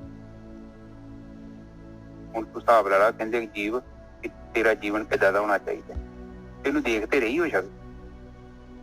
ਆਪਾਂ ਲੜਦੇ ਹਾਂ, ਝਗੜਦੇ ਹਾਂ, ਨਿੰਦਿਆ ਚੁਗਲੀ ਕਰਦੇ ਹਾਂ, ਰਾਤ ਨੂੰ ਸੌਂ ਵੀ ਜਾਂਦੇ ਹਾਂ। ਉਹ ਸ਼ਕਤੀ ਜਿਹੜਾ ਨਾ ਗਵਾਹ ਸਾਡੇ ਅੰਦਰ ਬੈਠਾ ਹੁੰਦਾ, ਫਿਰ ਤੈਨੂੰ ਦੱਸਦਾ ਹੈ। ਜਿੱਥੇ ਸੁਪਨੇ ਨਹੀਂ ਹੁੰਦੇ ਤੂੰ ਉਦੋਂ ਵੀ ਦੱਸਦਾ ਕਿ ਜੇ ਤੈਨੂੰ ਸੁਪਨਾ ਨਹੀਂ ਆਇਆ, ਤੈਨੂੰ ਨੀਂਦ ਬਹੁਤ ਵਧੀਆ ਆਈ। ਉਹ ਸ਼ਕਤੀ ਜਿਹੜਾ ਗਵਾਹ ਆ ਉਹ ਕਹਿੰਦੇ ਅੰਦਰ ਬੈਠਾ। ਤੇ ਜੇ ਰਾਤੀ ਬੈਠਾ ਵਾ, ਤੇਰੇ ਸੁੱਤਿਆਂ ਵੀ ਬੈਠਾ ਵਾ, ਇਹਦਾ ਮਤਲਬ ਕਿ ਦਿਨੇ ਵੀ ਜਿਹੜੇ ਤੂੰ ਕੰਮ ਕਰਦਾ ਉੱਥੇ ਵੀ ਬੈਠਾ, ਉਹ ਕਹਿੰਦਾ ਪਿਆ ਤੇਰੇ। ਤੂੰ ਧਿਆਨ ਨਾਲ ਕੰਮ ਕਰਿਆ ਕਰ। ਹਾਂਜੀ ਨਿਜਰ ਸਾਹਿਬ ਅੱਗੇ ਹੁਣ ਇਸੇ ਨੂੰ ਖੋਲਦੇ ਆ ਮਹਾਰਾਜ। ਕਹਿੰਦੇ ਪਰਮਾਤਮਾ ਜਿਹੜਾ ਹੈਗਾ ਕਿੱਥੇ ਕਿੱਥੇ ਕਿਸ ਤਰ੍ਹਾਂ ਸਾਰੇ ਹੁਣ ਐਗਜ਼ਾਮਪਲ ਦੇ ਕੇ ਦੱਸ ਰਹੇ ਆ। ਪੌੜੀ 14/4 ਕੁੰਟ ਪ੍ਰਭ ਆਪ 14ਵੀਂ ਤਰੀਕ ਤੋਂ ਦੱਸ ਰਹੇ, ਕਹਿੰਦੇ ਚਾਰੋਂ ਦਿਸ਼ਾਵਾਂ ਦੇ ਵਿੱਚ, ਕੁੰਟ ਮਤਲਬ ਦਿਸ਼ਾਵਾਂ ਦੇ ਵਿੱਚ ਪਰਮਾਤਮਾ ਆਪ ਵਸ ਰਿਹਾ ਆ। ਸਗਲ ਭਵਨ ਪੂਰਨ ਪ੍ਰਤਾਪ, ਕਹਿੰਦੇ ਸਾਰੇ ਭਵਨ ਲੈ ਲਓ ਹੁਣ ਭਾਈ, ਸਾਰੇ ਭਵਨ ਉਹਦਾ ਪ੍ਰਤਾਪ ਪੂਰਨ ਆ ਸਾਰੀ ਜਗ੍ਹਾ ਤੇ, ਉਹਦੀ ਸ਼ਕਤੀ ਉਹਦਾ ਪ੍ਰਤਾਪ ਪੂਰਨ ਆ ਹਰ ਜਗ੍ਹਾ ਤੇ। ਦਸੇ ਦਿਸ਼ਾ ਰਵਿਆ ਪ੍ਰਭ ਏਕ, ਦਸਾਂ ਦਿਸ਼ਾਵਾਂ ਦੇ ਵਿੱਚ ਉਹੀ ਇੱਕ ਮਾਲਕ ਪਰਮਾਤਮਾ ਹੀ ਰਵਿਆ ਹੋਇਆ ਆ। ਤਰਨ ਆਕਾਸ਼ ਸਭ ਮੈਂ ਪ੍ਰਭ ਪੇਖ, ਕਹਿੰਦੇ ਦੇਖ ਧਰਤੀ ਤੇ ਆਕਾਸ਼ ਦੇ ਵਿੱਚ ਸਾਰੀ ਜਗ੍ਹਾ ਤੇ ਉਹ ਮਾਲਕ ਪਰਮਾਤਮਾ ਹੈਗਾ, ਉਹ ਹਰ ਜਗ੍ਹਾ ਤੇ ਹੈਗਾ, ਦੇਖ ਉਹਨੂੰ ਪਰਮਾਤਮਾ ਨੂੰ। ਜਲ ਥਲ ਬਨ ਪਰਬਤ ਪਾਤਾਲ, ਕਹਿੰਦੇ ਜਲ ਦੇ ਵਿੱਚ, ਪਾਣੀ ਦੇ ਵਿੱਚ, ਥਲ ਦੇ ਵਿੱਚ, ਧਰਤੀ ਦੇ ਉੱਤੇ, ਬਨ ਜੰਗਲ ਦੇ ਵਿੱਚ, ਪਰਬਤ ਪਹਾੜ ਦੇ ਉੱਤੇ, ਕਹਿੰਦੇ ਸਾਰੀ ਪਤਾਲ ਲੋਕ ਦੇ ਵਿੱਚ, ਪਾਣੀ ਦੇ ਵਿੱਚ, ਕਹਿੰਦੇ ਪਤਾਲ ਲੋਕ ਦੇ ਵਿੱਚ, ਕਹਿੰਦੇ ਸਾਰੀ ਜਗ੍ਹਾ ਤੇ ਉਹ ਮਾਲਕ ਪਰਮਾਤਮਾ ਹੈਗਾ। ਪਰਮੇਸ਼ਵਰ ਤਹਿ ਬਸੈ ਦਿਆਲ, ਉਹ ਦਿਆਲੂ ਪਰਮਾਤਮਾ ਹਰ ਜਗ੍ਹਾ ਤੇ ਹੈਗਾ, ਜਿੱਥੇ ਵੀ ਹੈਗਾ ਤੂੰ ਉੱਥੇ ਹੀ ਭਗਤੀ ਸ਼ੁਰੂ ਕਰ ਦੇ। ਸੂਖਮ ਅਸਥੂਲ ਸਗਲ ਭਗਵਾਨ, ਸੂਖਮ ਦਾ ਮਤਲਬ ਇਹ ਨਹੀਂ ਹੁੰਦਾ ਛੋਟਾ, ਅਸਲੀ ਸੂਖਮ ਦਾ ਮਤਲਬ ਹੁੰਦਾ ਹੈ ਕਿ ਜਿਹੜਾ ਨਹੀਂ ਦਿਸਦਾ। ਇੱਕ ਜਿਹੜਾ ਹੈਗਾ ਇੱਕ ਹੈਗਾ ਆਕਾਰ, ਇੱਕ ਹੈਗਾ ਨਿਰਾਕਾਰ। ਸੂਖਮ ਦਾ ਮਤਲਬ ਨਿਰਾਕਾਰ। ਸੂਖਮ ਅਸਥੂਲ ਸਗਲ ਭਗਵਾਨ, ਕਹਿੰਦੇ ਨਿਰਾਕਾਰ ਤੇ ਆਕਾਰ ਜੋ ਦਿਸ ਰਿਹਾ ਆ ਸਾਰਾ ਮਾਲਕ ਪਰਮਾਤਮਾ ਆਪ ਹੀ ਹੈਗਾ। ਨਾਨਕ ਗੁਰਮੁਖੇ ਬ੍ਰਹਮ ਪਛਾਣ, ਲੈਲਾ ਪਾਈ ਬ੍ਰਹਮ ਗਿਆਨੀਆਂ ਤੋਂ, ਗੁਰੂ ਤੋਂ ਇਹ ਜਿਹੜਾ ਹੈਗਾ ਗਿਆਨ ਔਰ ਲੈ ਕੇ ਜਿਹੜਾ ਹੈਗਾ ਧਿਆਨ ਸਿਮਰਨ ਕਰ ਲਾ, ਔਰ ਉਸ ਬ੍ਰਹਮ ਦੇ ਨਾਲ ਪਰਮਾਤਮਾ ਦੇ ਨਾਲ ਜਾਣ ਪਛਾਣ ਬਣਾ ਲਾ ਆਪਣੀ। ਹਾਂਜੀ ਵੀਰ ਜੀ। ਬਿਲਕੁਲ ਠੀਕ ਹੈ ਜੀ। ਸਿੰਪਲ ਜੀ ਗੱਲ ਪਤਾ ਕੀ ਕਹਿੰਦੇ ਜੀ, ਉਹ ਕਹਿੰਦੇ ਤੇਰੇ ਤੋਂ ਇਲਾਵਾ ਜਿਹੜਾ ਸਾਰਾ ਤੇਰੇ ਚਾਚੇ ਭੂਆ ਫੁੱਫੜ ਭੈਣ ਭਰਾ ਜਿੱਥੇ ਤੂੰ ਕਾਰੋਬਾਰ ਕਰਦਾ ਸਮਝ ਲੈ ਕਿ ਹਰੀ। ਹਾਂ, ਤੇ ਜੇ ਉਹਦੇ ਨਾਲ ਠੱਗੀ ਮਾਰਦੇ ਆ ਤਾਂ ਸਮਝ ਲੈ ਹਰੀ ਨਾਲ ਹੀ ਠੱਗੀ ਮਾਰਦੇ। ਬਿਲਕੁਲ ਸਹੀ ਗੱਲ, ਸਿੰਪਲ ਜੀ ਗੱਲ। ਜੇ ਤੂੰ ਆਪਣਾ ਫਰਜ਼ ਨਿਭਾਉਂਦੇ ਆ ਤੇ ਸਮਝ ਲੈ ਹਰੀ ਤੋਂ ਪੁੱਛ, ਤੇ ਜਿੱਥੇ ਤੂੰ ਭੱਜਣ ਆ ਤੇ ਹਰੀ ਨੂੰ ਪਤਾ ਵੀ ਸਮਝ ਲੈ ਤੂੰ ਹਰੀ ਤੋਂ ਭੱਜਣ ਆ। ਜੇ ਤੂੰ ਸਕੂਲੇ ਗਿਆ ਤੇਰਾ ਕੰਮ ਟੀਚਰ ਦਾ ਤੇ ਤੇਰਾ ਕੰਮ ਪੜਾਉਣਾ, ਕਿਉਂਕਿ ਪਰਮਾਤਮਾ ਨੇ ਤੈਨੂੰ ਡਿਊਟੀ ਦਿੱਤੀ ਹੈ ਟੀਚਰ ਦੀ। ਜੇ ਤੈਨੂੰ ਪਰਮਾਤਮਾ ਨੇ ਡਰਾਈਵਰ ਬਣਾਇਆ, ਤੇਰਾ ਕੰਮ ਹੈ ਡਰਾਈਵਰੀ ਕਰਨੀ, ਵਧੀਆ ਡਰਾਈਵਰੀ ਕਰਨੀ। ਜੇ ਪਰਮਾਤਮਾ ਨੇ ਤੈਨੂੰ ਕਿਸੇ ਕਲਰਕ ਦੀ ਜੌਬ ਦਿੱਤੀ ਆ, ਜਾਂ ਤੈਨੂੰ DSP SSP ਬਣਾਇਆ, ਜਾਂ ਮਿਨਿਸਟਰ ਬਣਾਇਆ, ਜਾਂ ਚਪੜਾਸੀ ਬਣਾਇਆ, ਉਹ ਵੀ ਤੇਰਾ ਪਾਰਟ ਆ। ਤੈਨੂੰ ਉਸ ਦੇ ਰੂਪ ਹੀ ਪਲੇ ਕਰਨਾ, ਉਹਨੂੰ ਜੇ ਸਹੀ ਤਰੀਕੇ ਨਾਲ ਪਲੇ ਕਰੇਗਾ ਤੇਰੀ ਉਹੀ ਭਗਤੀ।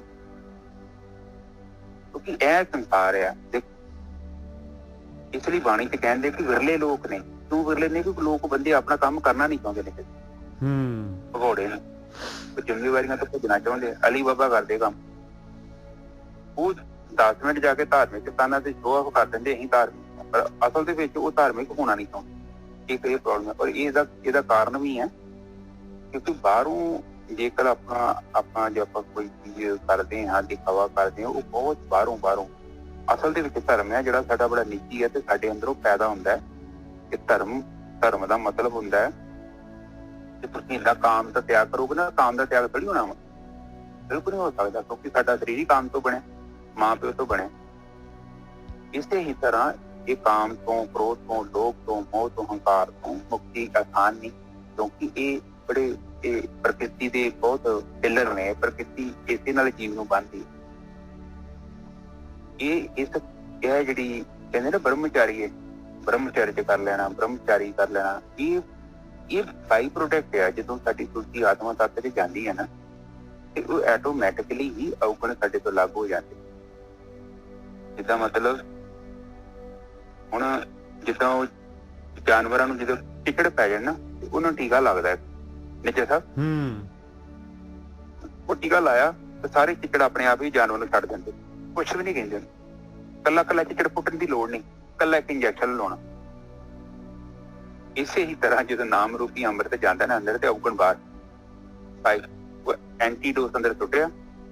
ਉਹਦਾ ਕੰਮ ਹੈਗਾ ਅੰਦਰ ਦਾ ਜਿਹੜਾ ਸਾਡਾ ਸੂਖਮ ਸਰੀਰ ਹੈ, ਜਿਹੜਾ ਬਿਮਾਰ ਹੈ, ਚਿੱਤ ਤੇ ਕਾਰਨ ਸਰੀਰ, ਉਹਦੇ ਅੰਦਰ ਜਿਹੜੀ ਬਿਮਾਰੀ ਹੈ, ਉਹਦੇ ਬੁਖਾਰ ਚੜੇ ਸੀ, ਉਹਨਾਂ ਬੁਖਾਰਾਂ ਨੂੰ ਬਾਹਰ ਕੱਢ ਦਿੰਦਾ ਤੇ ਬੰਦਾ ਪਵਿੱਤਰ ਹੋ ਜਾਂਦਾ।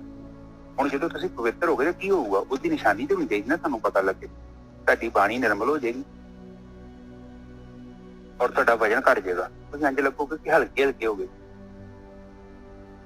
ਇਹ ਤੁਹਾਨੂੰ ਇਹਦੇ ਮਤਲਬ ਹੈਲਥੀ ਬੰਦੇ ਦੀ ਪਛਾਣ ਹੈ।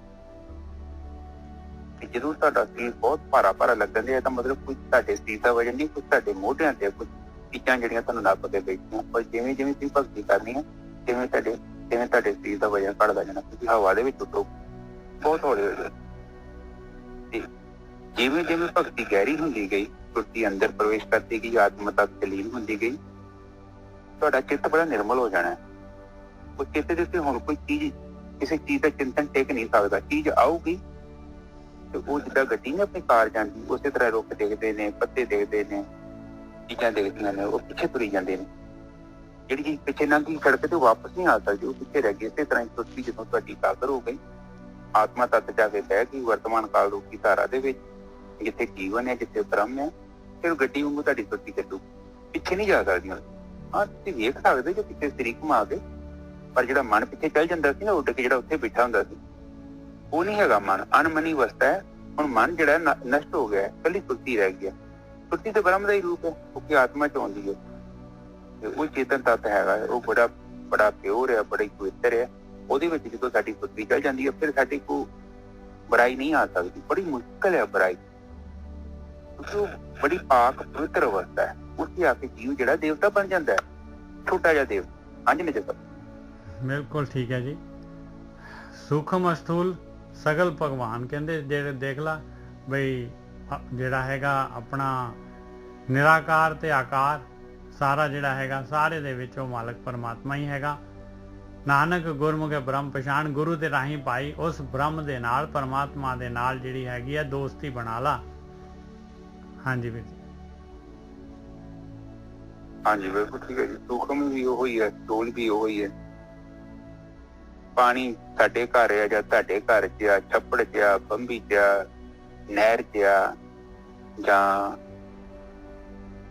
ਮਤਲਬ ਦਰਿਆ ਦੇ ਵਿੱਚ ਆ, ਜਾਂ ਬਾਲਟੀ ਚ ਆ, ਸਾਰਾ ਪਾਣੀ ਕਿੱਥੋਂ ਆਇਆ? ਸਮੁੰਦਰ ਚੋਂ। ਇਹ ਵੀ ਜਿਹੜਾ ਬ੍ਰਹਮ ਹੈ, ਇਹ ਸਭ ਬ੍ਰਹਮ ਹੈ, ਪਾਰ ਬ੍ਰਹਮ ਹੀ ਹੈ। ਤੇ ਇਹ ਜਿਹੜਾ ਬ੍ਰਹਮ ਸਾਡੇ ਸਾਹਮਣੇ ਦਿਖਾਈ ਦੇ ਰਿਹਾ, ਇਹ ਕਿਉਂ ਦਿਖਾਈ ਦੇ ਰਿਹਾ? ਕਿਉਂਕਿ ਸਾਡੇ ਨਹੀਂ ਵੇਖਦਾ। ਫਿਰ ਜੜ ਨੂੰ ਵੇਖਣ ਦੇ ਲਈ ਉਹਨੂੰ ਵੀ ਤਾਂ ਸੋਚ ਚਾਹੀਦਾ ਨਾ। ਉਹਨੇ ਸੋਚ ਕ੍ਰੀਏਟ ਕੀਤਾ, ਉਹ ਸਾਡੇ ਅੰਦਰ ਜਿਹੜੀ ਉਹ ਸ਼ਕਤੀ ਬੈਠੀ ਹੈ, ਉਹਨੂੰ ਦੇਖਦੀ ਪਈ। ਉਹ ਸਾਨੂੰ ਵੀ ਵੇਂਦੀ, ਉਹ ਬ੍ਰਹਮ ਨੂੰ ਵੀ ਵੇਂਦੀ, ਆਪਣੇ ਆਪ ਨੂੰ ਵੀ ਵੇਂਦੀ ਹੈ ਉਸੇ ਤਰ੍ਹਾਂ। ਔਰ ਉਹ ਖੁਦ ਹੀ ਬਣੀ ਉਹ ਚੀਜ਼ ਤੋਂ। ਔਰ ਜਦੋਂ ਸਾਡੇ ਮਨ ਚ ਆ ਜਾਂਦਾ ਕਿ ਸਾਰਾ ਬ੍ਰਹਮ ਹੀ ਬ੍ਰਹਮ ਹੈ, ਕਿ ਮੈਂ ਕਿਸੇ ਨਾਲ ਧੋਖਾ ਕਰਦਾ ਪਿਆ ਜਾਂ ਕਿਸੇ ਨਾਲ ਬੇਈਮਾਨੀ ਕਰਦਾ ਪਿਆ, ਤੇ ਮੈਂ ਕਿਸੇ ਨਾਲ ਨਹੀਂ ਕਰ ਰਿਹਾ, ਮੈਂ ਬ੍ਰਹਮ ਦੇ ਨਾਲ ਕਰ ਰਿਹਾ। ਜਦੋਂ ਆਪਾਂ ਬ੍ਰਹਮ ਨੂੰ ਬੇਵਕੂਫ ਬਣਾਵਾਂਗੇ, ਬ੍ਰਹਮ ਨਾਲ ਧੋਖਾ ਕਰਾਂਗੇ, ਤੇ ਫਿਰ ਉਹ ਬ੍ਰਹਮ ਸਾਨੂੰ ਪਸੰਦ ਨਹੀਂ ਕਰੇਗਾ। ਠੀਕ ਹੈ ਨਾ ਜੱਸਾ? ਬਿਲਕੁਲ ਜੀ। ਇਹ 14 ਹੋ ਗਈਆਂ ਤੇ ਹੋਰ ਜਿਹੜੀਆਂ ਹੈਗੀਆਂ ਇਸ ਤੋਂ ਬਾਅਦ ਮੱਸਿਆ ਹੈਗੀ ਤੇ ਪੂਰਨਮਾਸ਼ੀ ਹੈਗੀ ਤੇ ਆਖਰੀ ਜਿਹੜਾ ਨਿਚੋੜ ਹੈਗਾ, ਬਸ 3 ਹੋਰ ਰਹਿ ਗਈਆਂ। ਹਾਂਜੀ ਵੀਰ ਜੀ। ਅੱਜ ਹੋਈ ਸਮਾਪਤੀ ਇਹਨਾਂ ਦੀ? ਨਹੀਂ ਅੱਜ ਨਹੀਂ, ਕੱਲ। ਇਹ ਤਾਂ 17 ਤੱਕ ਜਾਊਗੀ। 14 ਕੀਤੀਆਂ, ਅੱਜ 3 ਹੋਰ ਰਹਿ ਗਈਆਂ। ਕੱਲ ਵੀ ਹੋ ਜਾਏ ਤੇ ਵਧੀਆ, ਨਹੀਂ ਤਾਂ ਪਰਸੋਂ ਤਾਂ ਹੋ ਹੀ ਜਾਏਗੀ। ਠੀਕ ਹੈ ਸਾਧ ਸੰਗਤ ਜੀ, ਅੱਜ ਦੀ ਵਿਚਾਰ ਆਪਾਂ ਫਿਰ ਇੱਥੇ ਹੀ ਸਮਾਪਤ ਕਰੀਏ। ਹਾਂਜੀ ਵੀਰ ਜੀ।